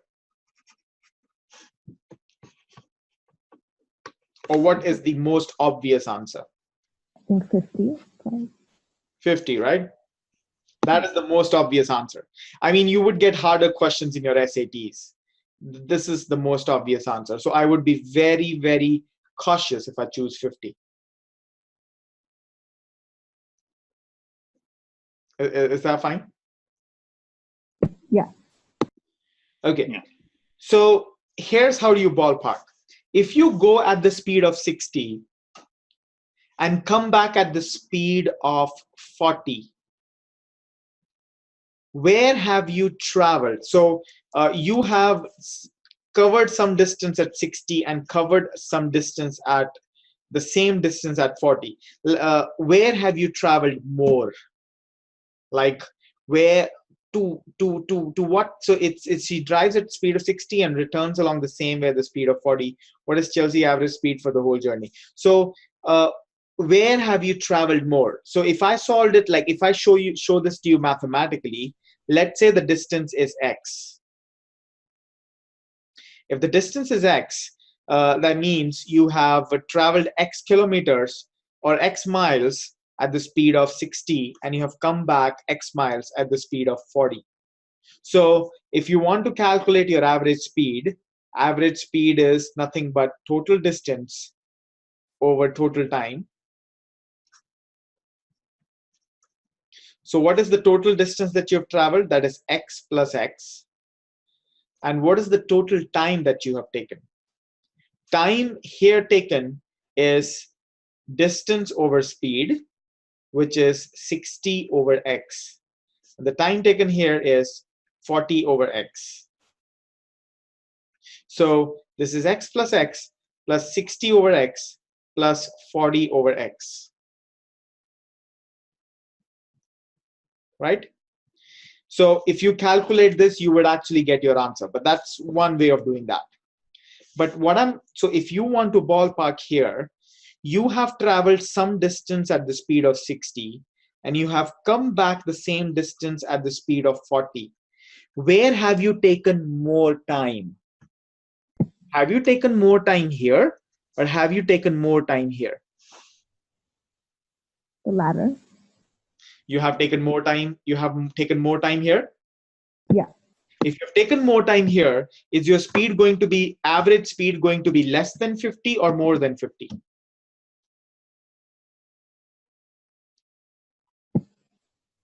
More. Like if you would have taken exactly the same time, your speed would have been 50. If you would have taken exactly the same time. But if you've taken more time here, your speed would be more towards this number. Yeah. So if it is more towards this number, it is going to be more towards 40. Yeah. So that means the answer has to be less than 50. Yeah. What is the answer less than 50? This or this? This cannot be the answer, right? 48. So the answer is 48.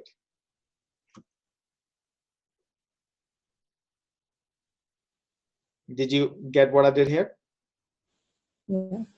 Can I just so like there are a lot of questions of this type which appear on the GMAT sometimes. So I'm wondering, like, when can you resort to this guessing technique? Is it only due to time constraint, or when is it actually a reliable or a technique that you can ascertain for these? So the thing is that that actually depends on the way you process, the willingness of you to take risks. And sometimes it's need based, sometimes you're completely stressed for time. And what I actually ask students is that after once you solve a question in a regular way, if you solve the question this way, that's perfectly fine. Think about how could you have solved this question. Try to observe this pattern, right? If you're able to observe this pattern, if you're able to actually figure out, okay, this is what the pattern should be, and this is the way the answer options are playing out, you have to do that in practice. If you don't do that in practice, you won't be able to do that in the test. So which is why, you have to, again, and we will be doing a couple more questions, and I will show you how it pans out. And in some questions, ballparking is the way, because if you solve it in the real way, you will not be able to solve it in 2 minutes. So it's the need rather than what you should do it or you should not do it. It's actually required when you are short of time. This is just, I think you could have solved this question this way. That was perfectly fine. But that's just one way of showing this question as well. Okay. Did I answer your question? I think I stumbled around. Yeah, you got it. Okay, so guesstimate only if push comes to shove, guesstimate only if it is needed. That's what I wanted to say. Let's see another question. Okay, so in this question, A, B, and C are the centers of the circle as shown in the figure. So if the figure says not drawn to scale, then only you consider it not drawn to scale. If it does not say that, that means the figure is drawn to scale.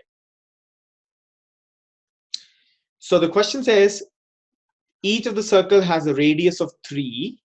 What is the sum of this plus this plus this? So this is the radius, this is the radius, and this is the radius, and each is 3. So if this is 3, is this going to be greater than 3 or less than 3? Greater. This is going to be greater than 3. This is going to be greater than 3. This is going to be greater than 3. This is going to be greater than 3.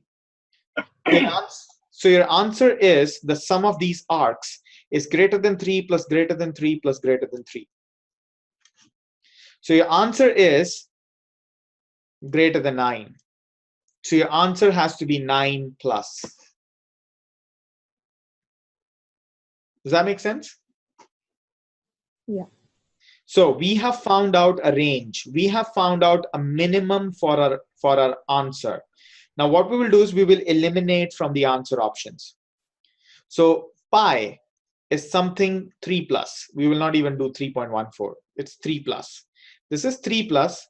This is 3 plus into 2, which is less than 9. This is less than 9. This is 3 plus into 2 minus 1. Sorry, the other way. This is 3 into 3 plus minus 1, which is also less than 9. This is 3 plus into 3, which is 9 plus. That is fine. This is 4 into 3 plus 1. So you're down to these two answer options. Does that am I making sense here? Yeah. So 9 plus versus 12 plus plus 4. So 16 plus. What do you think is going to be the answer? Given the figure that you have, assume that the figure is drawn to scale.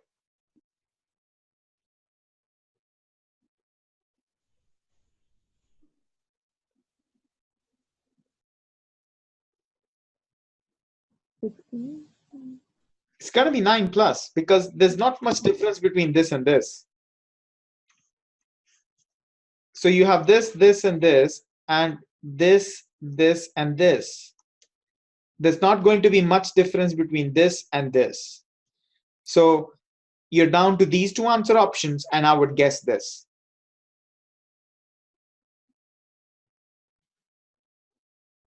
Are you getting what I'm saying here? Yeah.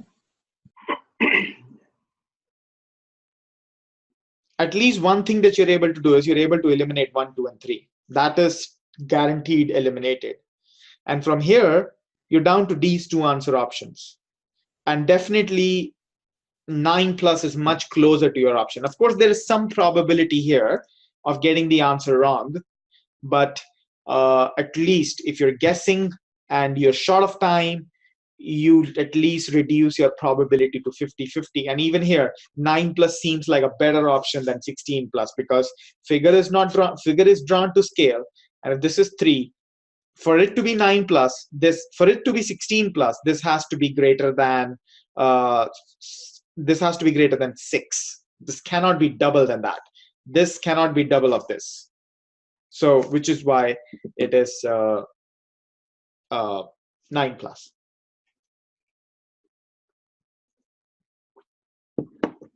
Am I making sense here, guys? Yes, no problem.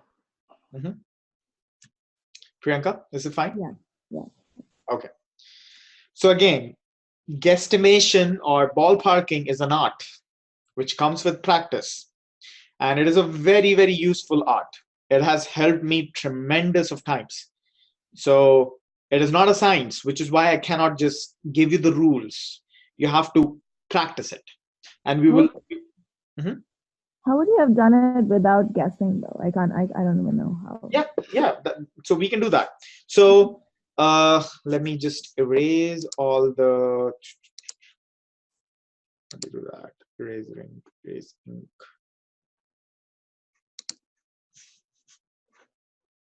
Okay, so so you have this, and this. So this is 3. So basically what happens is this is an equilateral triangle, right? This, and this. Yeah. So in an equilateral triangle, this is 60 degrees. Okay. So if this is 60 degrees, this is part of the circumference. Yeah. So this part is 2 pi r into 60 by 360. Okay. That is 1/6 of the whole circle, right? And then there are 3 such things. 1, 2, 3. And r is something which is 3. Okay. So this goes at 6. This goes at 6. The answer is 3 pi. Okay, perfect. Okay. Okay, so these are the guidelines till what we have. Check the questions for traps. Eliminate the trap answers. If you get the answer as the trap answer, then double check your solution. You would be surprised sometimes. Don't waste time on a time-wasting question. Guesstimate. When stuck, try to get hints from the question. That's the gestalt of what we have, whatever we have experienced in the past 1.5 hours. Do you have any questions on that?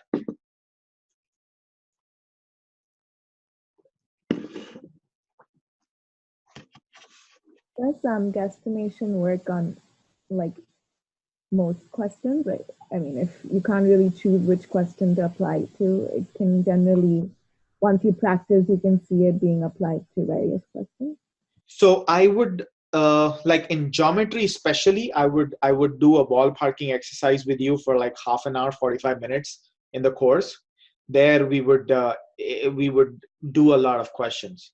But on the other hand, I would try to show you whenever I can that this is the way you solve the question mathematically, but you can guess as well, and that's the way you guess here. I would deliberately show it to you sometimes. Right? Does that make sense? Yeah. Okay. Okay. So now we would move on to some unorthodox techniques. And the first technique, or the way to actually get hints from the question, and the hint will actually tell you what strategy to use.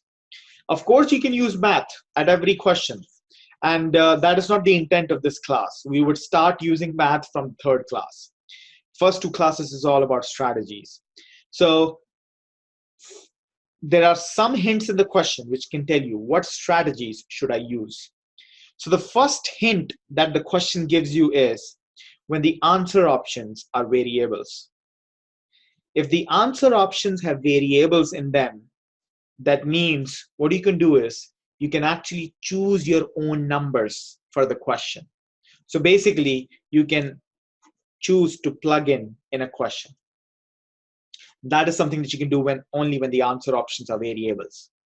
So if I say that my age is X years old, what will be my age 5 years later? You can say X plus 5, or you can say if my age is 25 right now, it'll be 30. So you can actually, you have the liberty. The question gives you the liberty to choose your own numbers. Let's apply it on an easy question first, and then we will apply it on a hard question. So when you do that, first of all, the step one is opportunity. Opportunity is, can I plug in this question? If the answer options are variables, you have an opportunity. If you can't solve it algebraically easily, you choose to plug in. The next step is identify the variable that you want to plug in. So in this question, there is just one variable, that is k. So you would plug in for k. So this is k. And you have to choose a very smart number for k. You can't just choose any random number. So you have to understand the context of the question. Very, very important. So it says that Stephen is 3 times as old as Jean. Okay, Jean is 2 years older than Ken. If Ken is k years old. Let's give a number to Ken. And it's kind of an iterative process. Sometimes you'll have to change the number back again. So let's say k is 3. So if Ken is 3 years old, and Jean is 2 years older than Ken. So Jean is 5 years old. Stephen is 3 times as old as Jean. So Stephen is 15 years old. The step 4 is identifying your target. Target is what the question is asking you. The question is asking me, how old is Stephen? Then you would do is you would find the number which is your target. So my number is 15. So the answer options are asking me 15. Then what I will do is I will plug in and I will eliminate the answer options which do not give me the target. So my k is 3. I will plug in 3 here and I will try to eliminate the answer options which are not 15. So this is 3 into 3 plus 2, which is 11. That is not the answer. This is 3 into 3 plus 6, which is 15. Now, if you get one of the answer options matching, understand you can get other ones as well. So you say, this can be my answer. Then try the next one. 3 into 3 minus 3. This is not 15. This is not 15. This is not 15. So B is my answer. Did you guys understand what I did here? Yes. Lakshmi and Ryan, did you understand? Yes, I did. So this is very, very important. And for harder questions, for this question, it's very easy to see the opportunity. It's very easy to identify the variable. It's very easy to choose a smart number. For some questions, it would be harder to do that. It will be the question, it will be a very subtle way of doing that. So there, it's where your creativity will come in. So I've already talked about that. So here are the steps. If the answer options are variables, go for plugging in or work in numbers, whichever way you prefer. Use the number for the variable. Work the problem by finding all the values in the question. Identify what is asked in the question. By plugging in the value, eliminate all the wrong options. Understand here, you are eliminating the wrong options, not finding the right answer. And if the answer option, you get more than one answer option giving you the same answer, you would plug in another number and eliminate between these two. Does that make sense? Yeah. Yes. So the other number also should give that same answer. That's what is the logic, right? Yeah. Yeah. The other number, if you plug in k to be 4 and you get your target to be 18, this should give you 18, this should give you 20. And that means this gets eliminated and this is my answer. Okay. Okay. Why don't you try this question?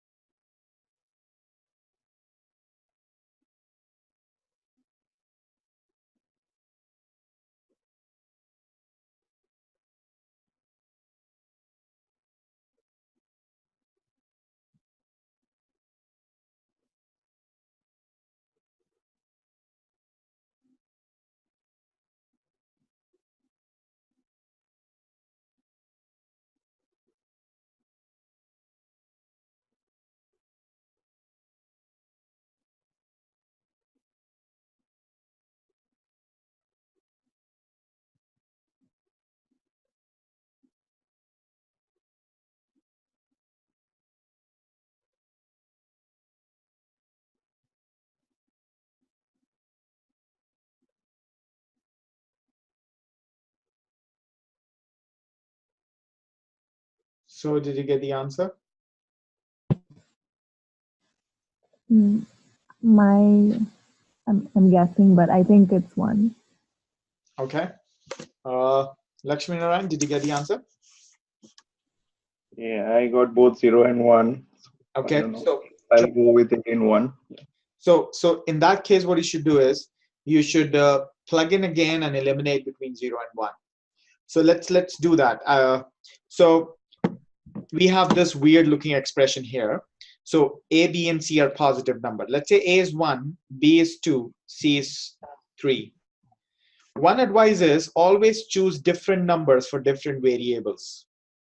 That will actually, because different numbers yield to different results. If you choose the same numbers, you're more likely to get more than one answer option as the answer.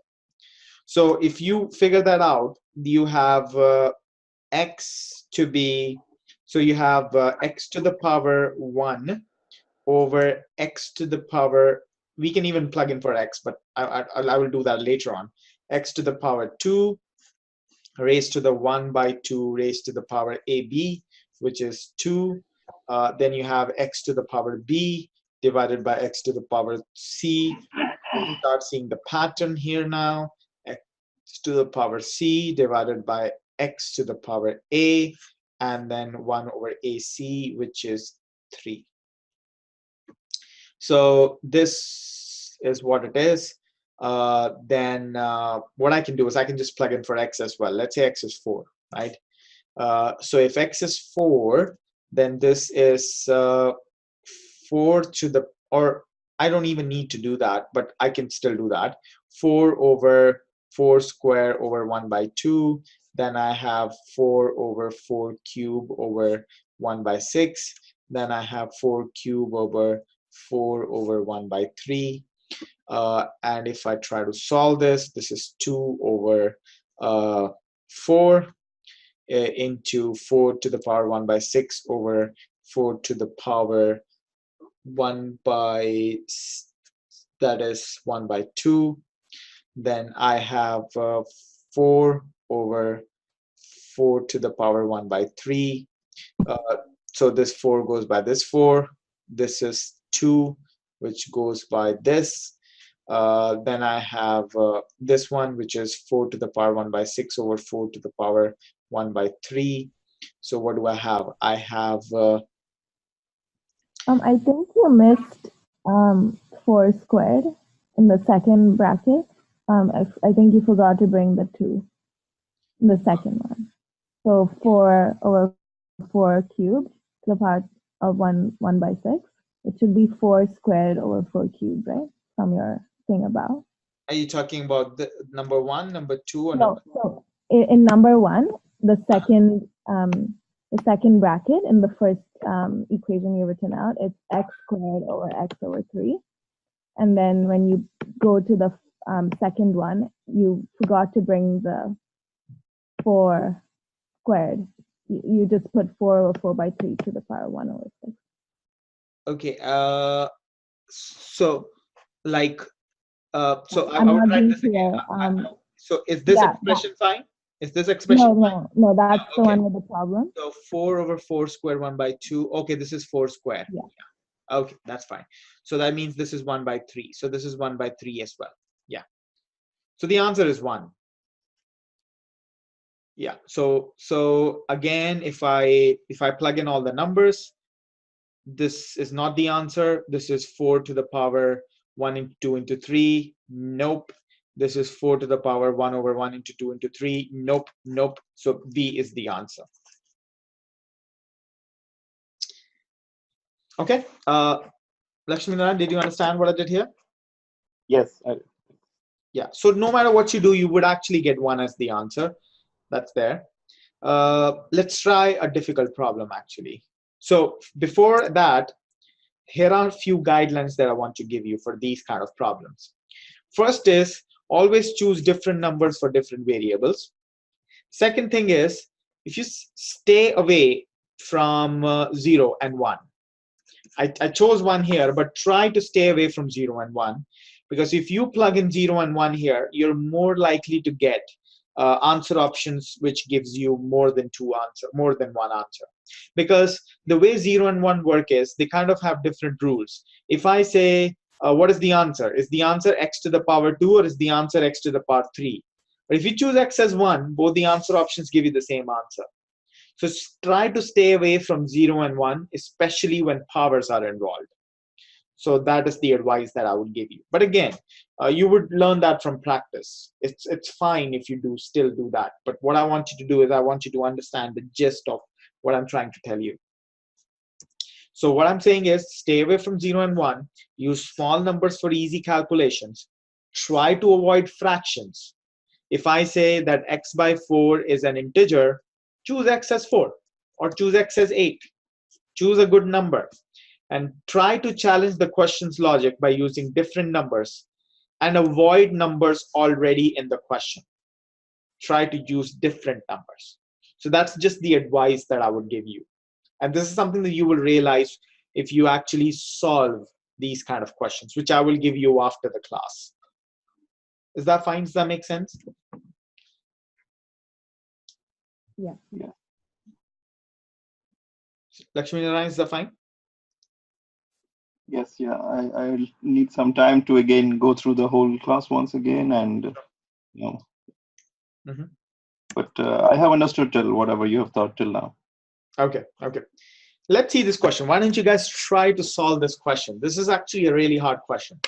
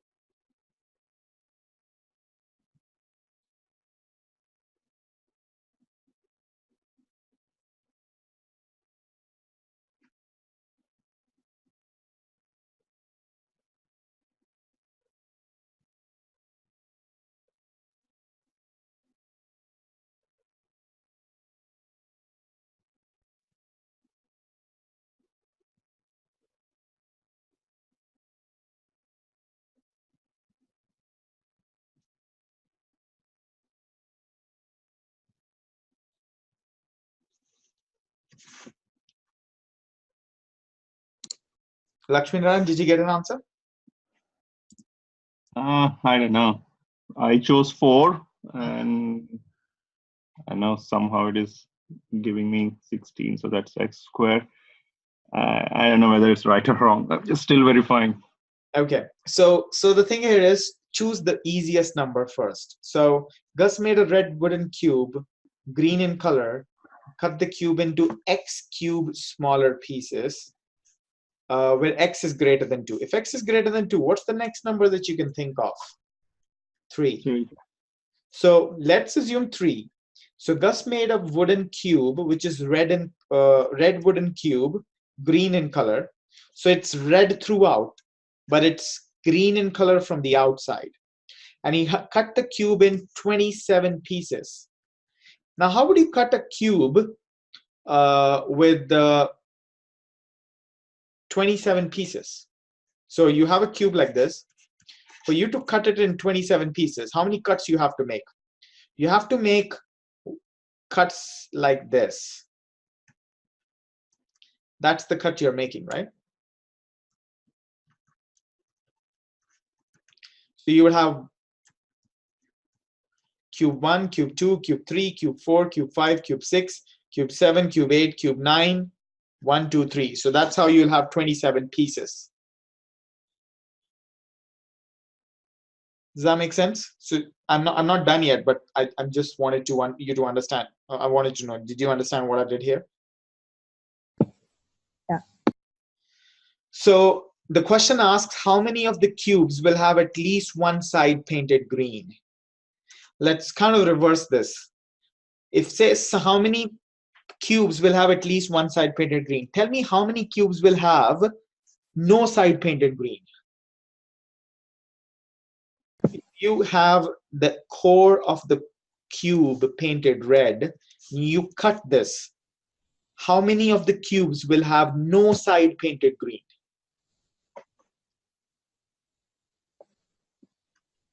The one in the middle? Yeah. Rest, all of them will have at least one side painted green.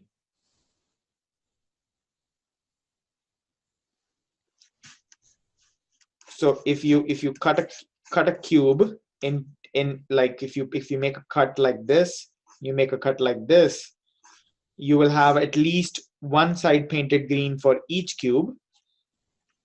But for the cube in the middle, you will have no side painted green. It will be red in color from all sides.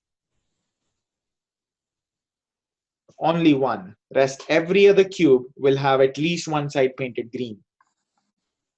Either the top or the left or the right or the bottom.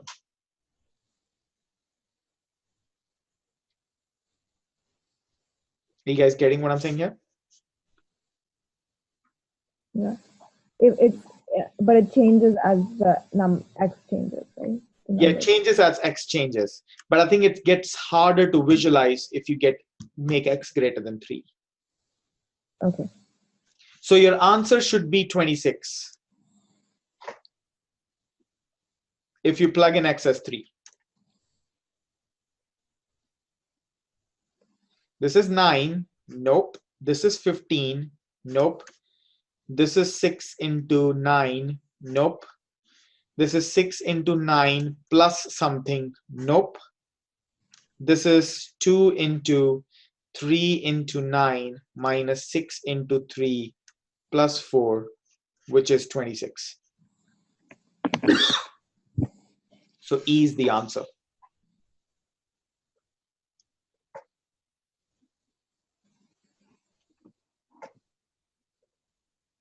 So are you guys getting what I did here? Yeah, but I think I would need some more examples on cubes so that I could have a grasp on this. So this question does not involve any concepts of cube. This question does not involve any geometry concepts. The only thing it involves is it's your visualization of a cube. If you have a cube which is red in color and you make 2 cuts horizontally and 2 cuts vertically, the only thing that will have all sides covered is the middle cube.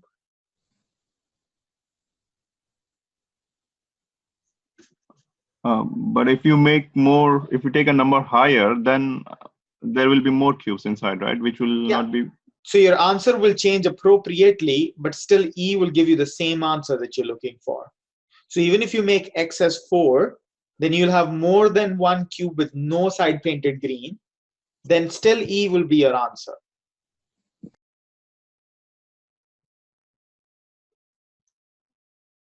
E will always remain your answer, no matter what value of X you choose. But with 3, it becomes easy to visualize. Okay. Yeah, so like you have a cube which is red, and now you make a cut. Let me try it again. So you make a cut here, you make a cut here, you make a cut here, you make a cut here, you make a cut here, you make a cut here. So you will give you 9 small cubes. Every cube will have at least one side facing outwards, which would be painted green. The only cube which will have nothing painted green is the one here.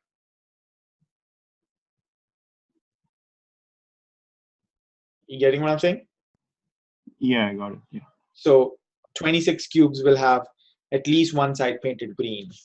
So this one gives you 26.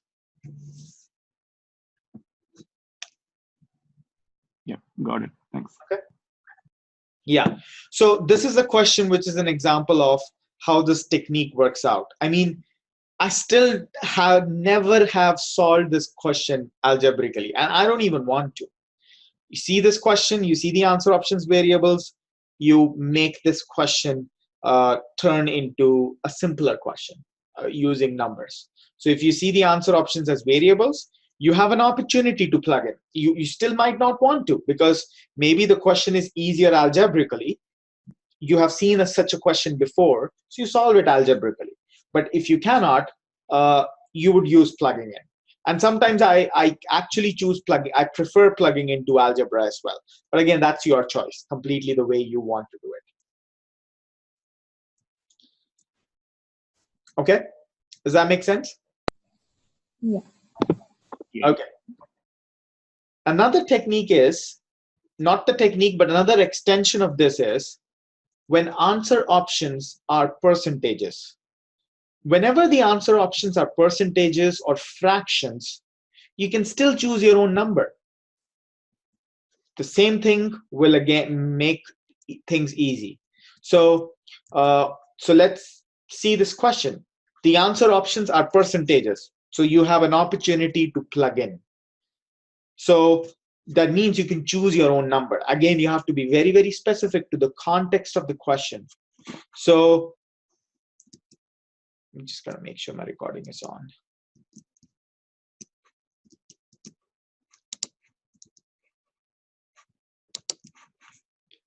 Making sure the recording is on.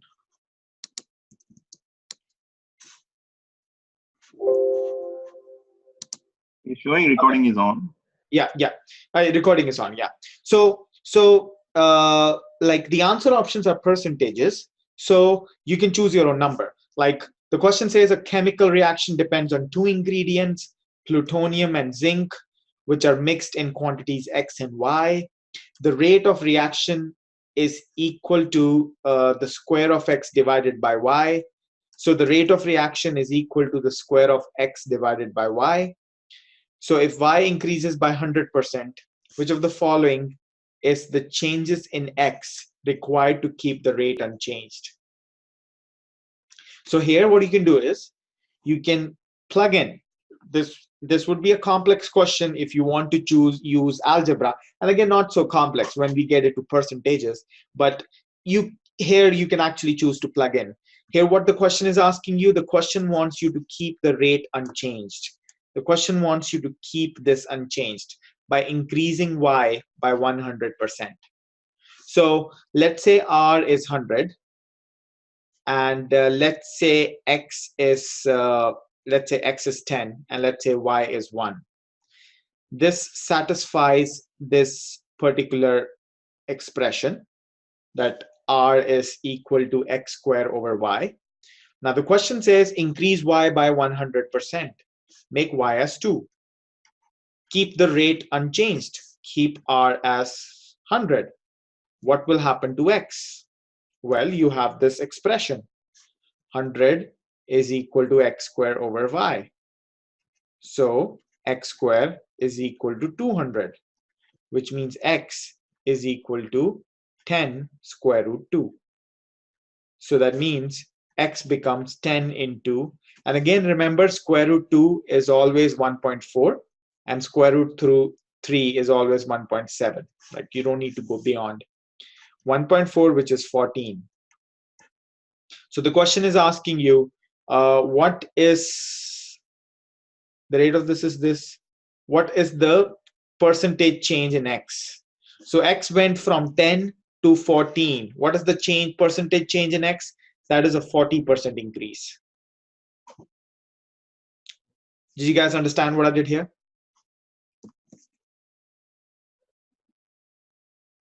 Can you please explain again? Yeah. So what I said here was, my intent was that whenever the answer options are percentages, you can always choose your own number, just like plugging in. So the question here said that the rate of reaction is equal to x square over y. So R is x square over y. So let's say R is 100, X is 10, and Y is 2, or Y is 1. I could even call different numbers, doesn't matter. So this is what I have.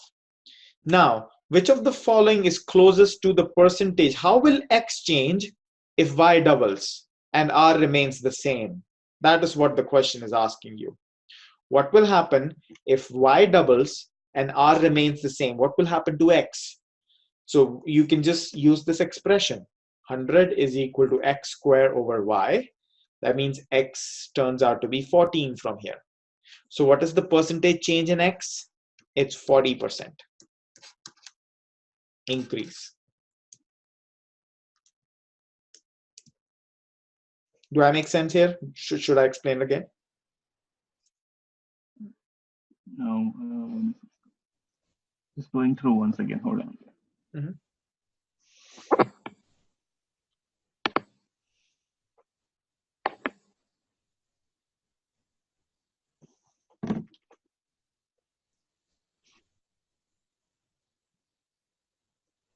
You got that? Or should I explain again?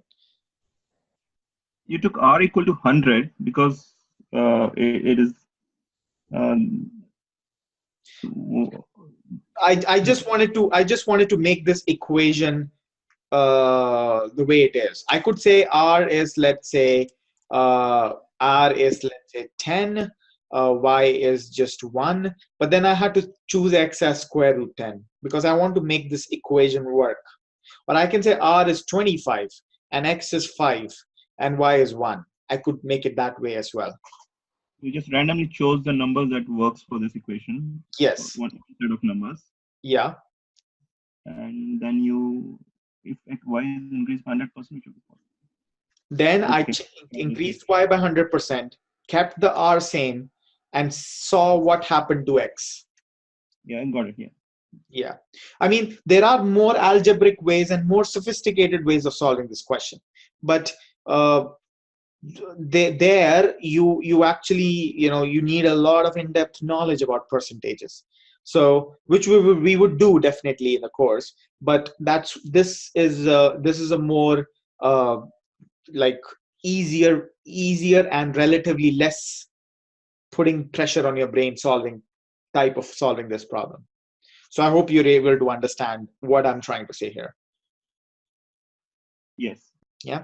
So what I'm trying to say here is that whenever the answer options are percentages, you can choose your own number. And whenever the answer options are variables, you can choose your own number. Okay? You guys get that? Yeah. Okay, great. So I think I've taken a lot of time in that. I would want to cover this in the next class, but I would actually cover that in the next class. I don't want to cover it right now, but I can cover that. Yeah. Okay. Okay. Now, another type of problems that I have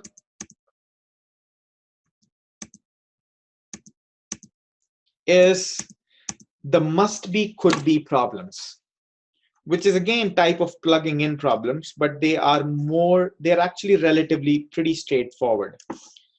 whenever the question asks you which of the following must be or which of the following could be, then the question is basically screaming at you, use the answer options. So that is where you have to actually use the answer options, because the question is literally asking you which of the following could be this number or which of the following must be this number. But one thing that you have to understand is the difference between must be and could be. So I hope you're able, so must be is something has to be that. There's no other alternative to that number. And could be is that out of all the possibilities, one of the answer options could be that one possibility. So do you understand the difference between must be and could be? Yeah. So whenever the question asks you which of the following must be or which of the following could be, you should always use the answer options. Okay?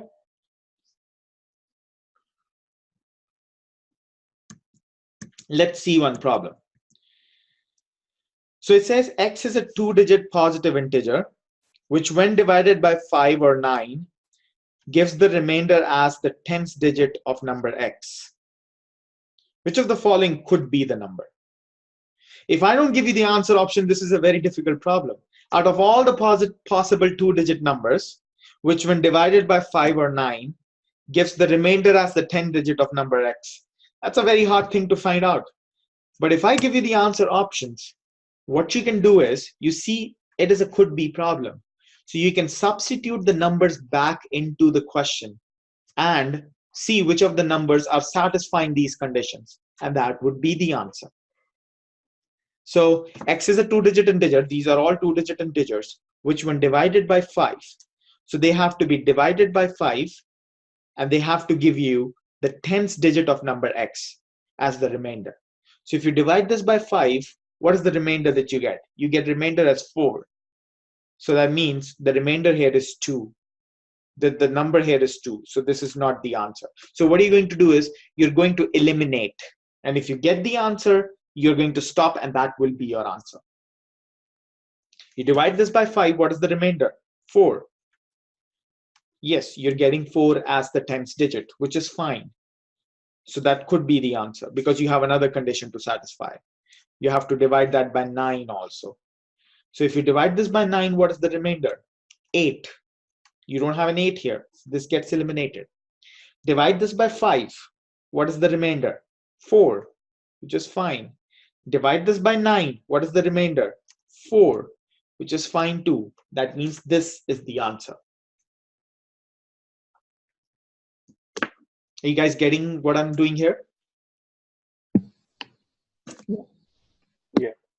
So the crux here is, whenever the question asks you which of the following could be and which of the following must be, what you're going to do is you're going to plug in the answer options back into the question.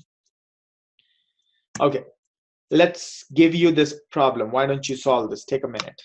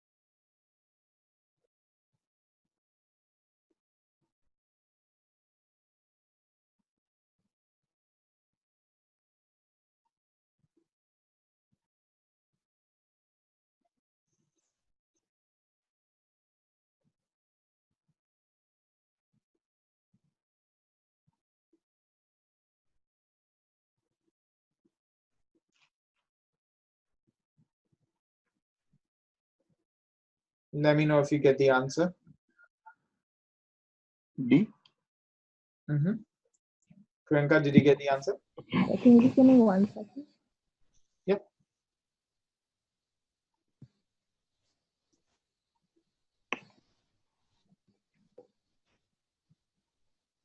Don't be surprised if mine is the obvious one.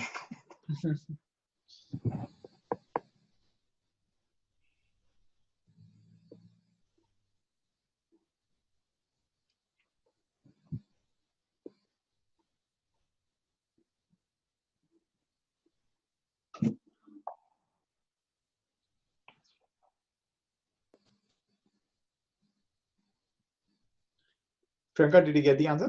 Yeah. B. Which one?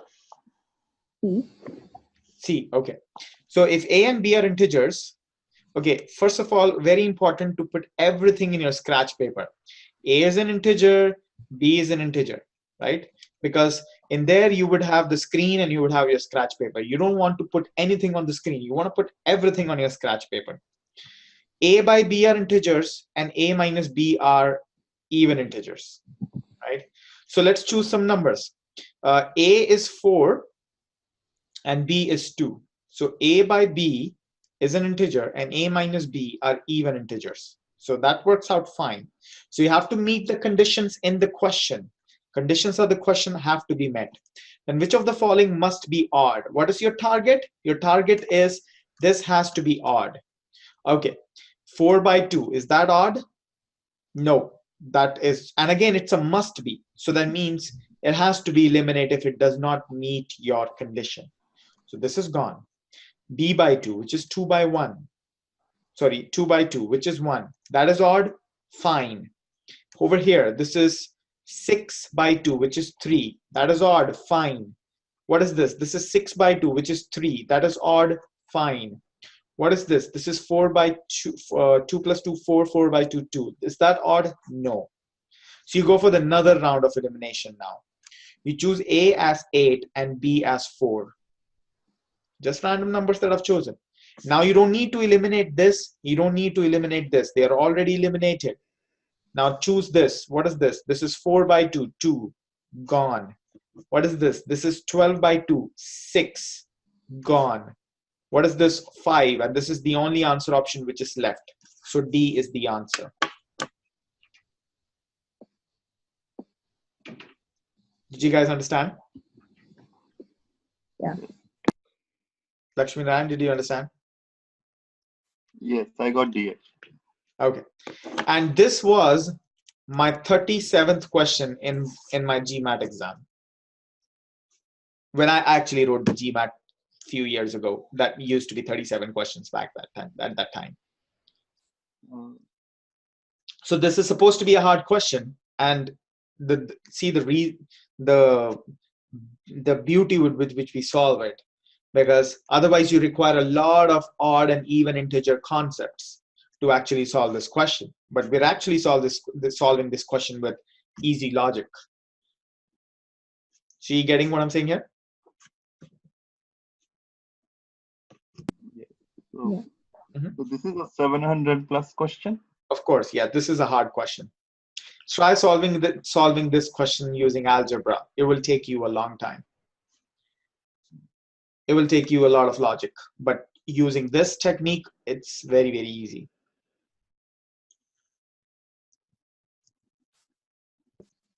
Okay, so shall I move forward? How can this be solved algebraically? I'm not even getting any ideas.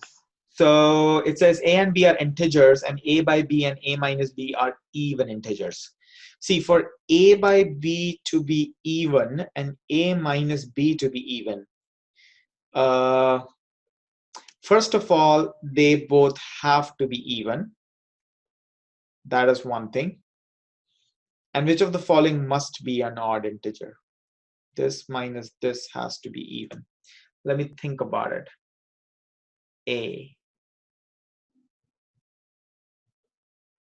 A by B. I never thought about it actually. We can skip it for now. We can do it offline if you want. Yeah, I mean, I can try it like this, that they both have to be even. I can call it 2x plus 1. Just giving it a shot. Oh no, a is 2x, b is 2y, 2x over 2y is even, 2x minus 2y. Yeah, I have to think about it. I never thought about how to solve this algebraically. You remember this question from your previous, or is there any way like you can see the questions you did, or the score report shows you all the questions, or you just remember it from memory? Come again? Like when you said this was the 37th question, did you just recall that, or is there a score report that shows like all the questions you did in the exam? No, this question actually, I remembered it so vividly that I actually wrote it. Oh, okay. So I remembered it so vividly that I actually, when a few days after the exam, I wrote the question. That's like, this was a really good question, and I actually solved it the same way that I'm solving it right now. So I never ever solved this question using math. I always solved it using this method. But I think this should be easily solvable if I give it 2 minutes, but I don't want to use that time right now. Yeah. So shall I move forward? Sure, yeah, please go ahead. Okay. So what we're doing is, this is a process of elimination. We are eliminating the wrong answers rather than finding the right answers. Now, this is what you should do all the time. Eliminate the wrong answers. And sometimes that's actually an easier option. Now in here, you have to be creative with numbers. So in, like earlier I said, don't use 0 and 1 in plugging in. But in must be and could be, you are aggressively trying to eliminate answer options. So you can choose any numbers that you want. You can choose 0, you can choose 1, you can choose -1, -2. And in fact, the more creative you are with numbers, the more easily you will be able to eliminate answer options. So here are the guidelines that I have. So use numbers or options and eliminate the wrong options. Don't be afraid to plug in again. Don't be afraid to go second round. Don't eliminate options which are already eliminated. If you've already eliminated some answer options, don't eliminate them again. And use weird numbers like 0, 1, and -1 to eliminate tough options. And here, these numbers actually play a key role as compared to the earlier ones where you're not supposed to actually use these numbers. Do I make sense here, guys?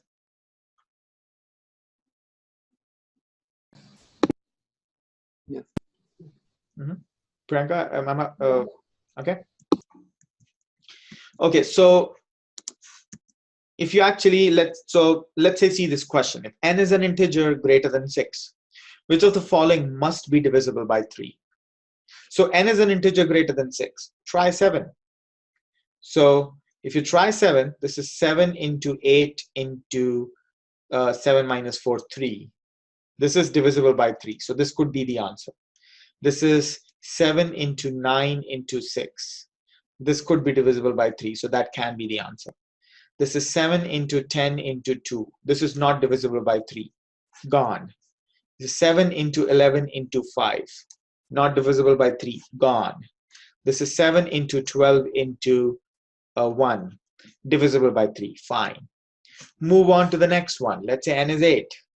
And we will not eliminate these two now because they are already eliminated. This is 8 into 9 into, don't need to go further because this is divisible by 3. Fine. This is 8 into 10 into 7. Eliminated. This is 8 into 13 into 2. Eliminated. So A is my answer. Did you understand what I did here? Yes. Yes. This is an OG question. I think OG 13th edition. So, yeah. So if you see the word must be, you follow this route.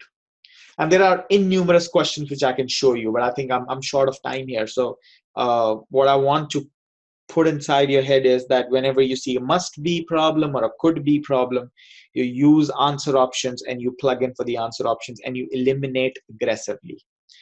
So that's what it is. We'll skip this question. Okay. Why don't you guys take 2 minutes and try to solve this? This is actually a hard question.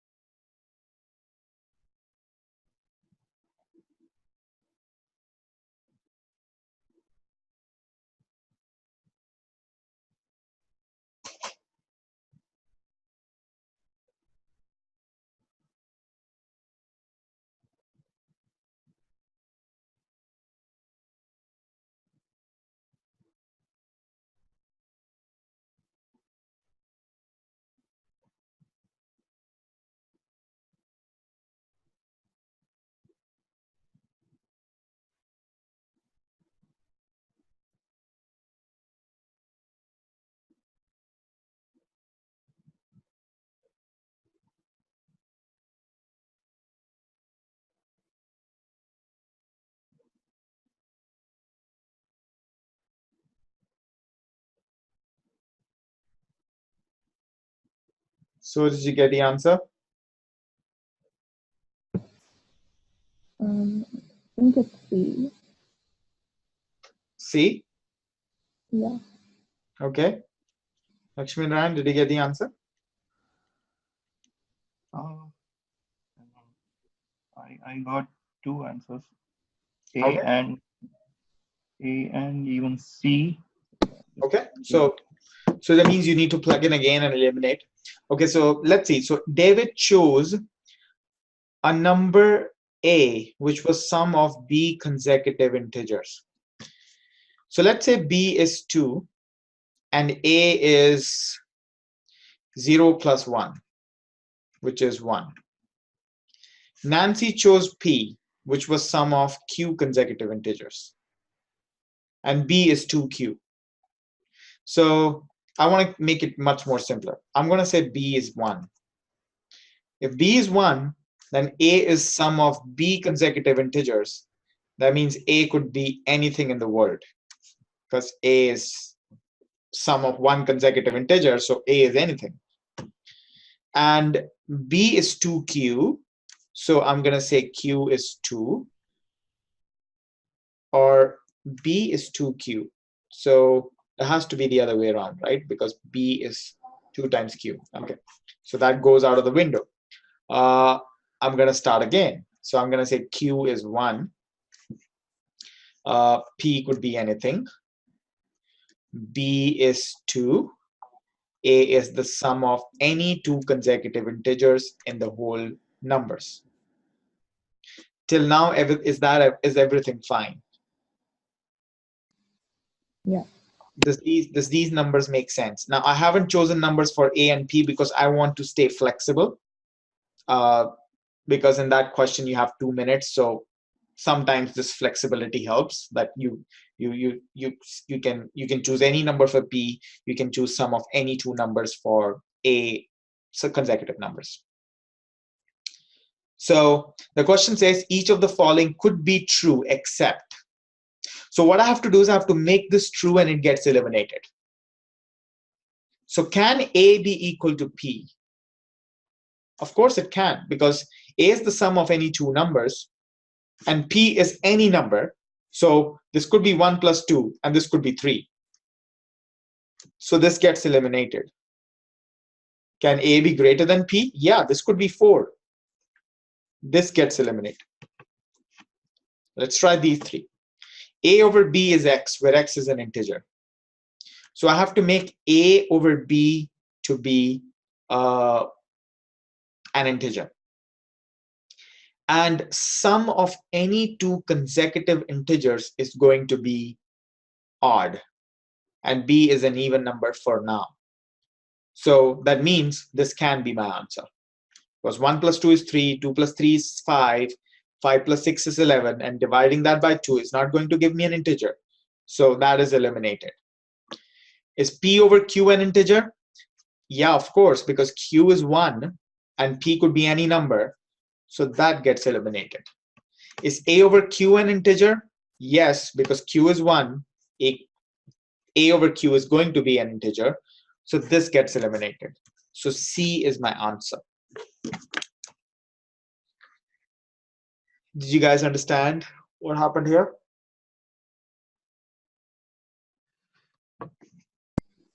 Yeah. Lakshmi Narayan, did you understand? Yeah, I did. Yeah. So this is a really hard question. I mean, harder than hard. This is one of the hardest questions that you would find on GMAT. And the beauty of it is that so what happens with this strategy is that you can start the question easily. You don't have to worry about what concept to use. You can just start off, and you don't require like magnificent mathematical skills to solve these questions. You can rely on simple logic, and you can rely on being organized and getting the answer. And again, the smaller the number, the better it is, right? So like in these questions, in could be questions, if you can choose 1, if you can choose 0, that can actually be helpful to you. So do you have any question, guys? No. Priyanka, is that fine? Yeah. Okay, I'm gonna skip that. I will post this presentation as well there. So what I will do is I will in your class link I will post some questions for you to solve this week, which would actually be related to whatever we have done in the class. So there would be plugging in questions and must be could be questions, so which you can solve, so that you can actually get kind of get practice on trying to solve these problems, right? So do you guys have any question on anything that we have done today?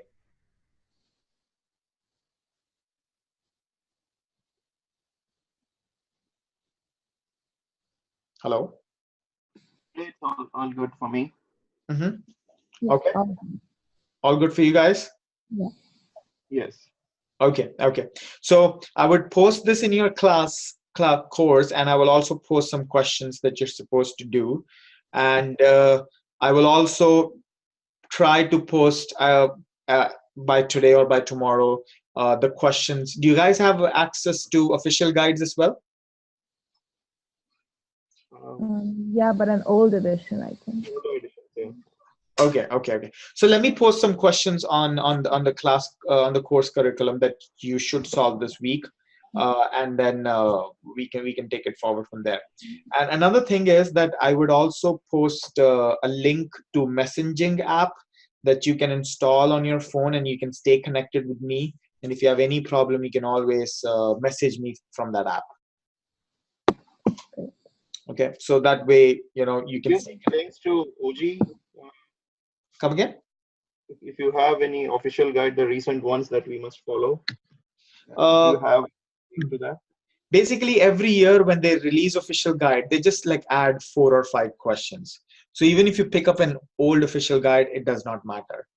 So they just keep on adding 4 or 5 questions. They don't change that much.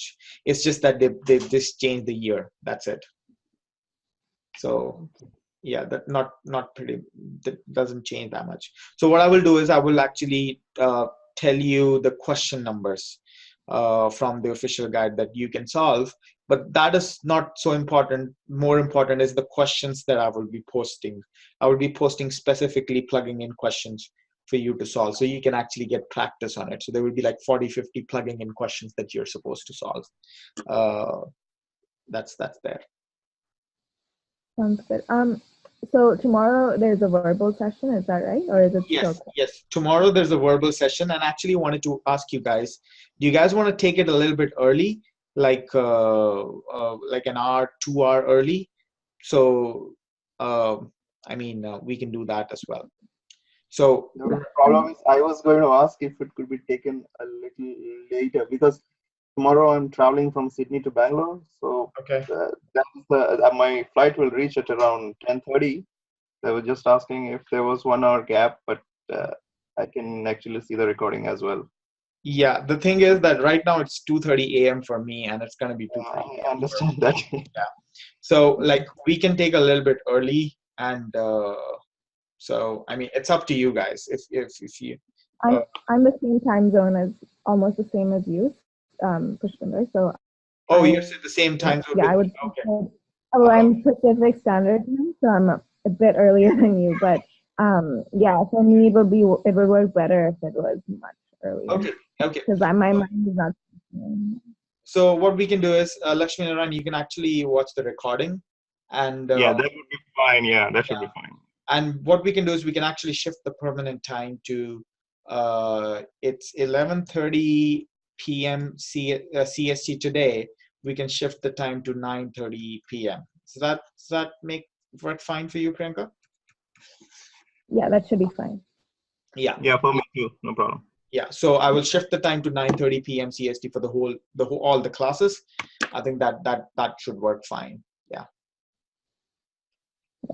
That's great. Yeah, thank you so much. Okay, great, guys. So thank you very much, and let's stay connected. And I actually want to take whole responsibility for your prep.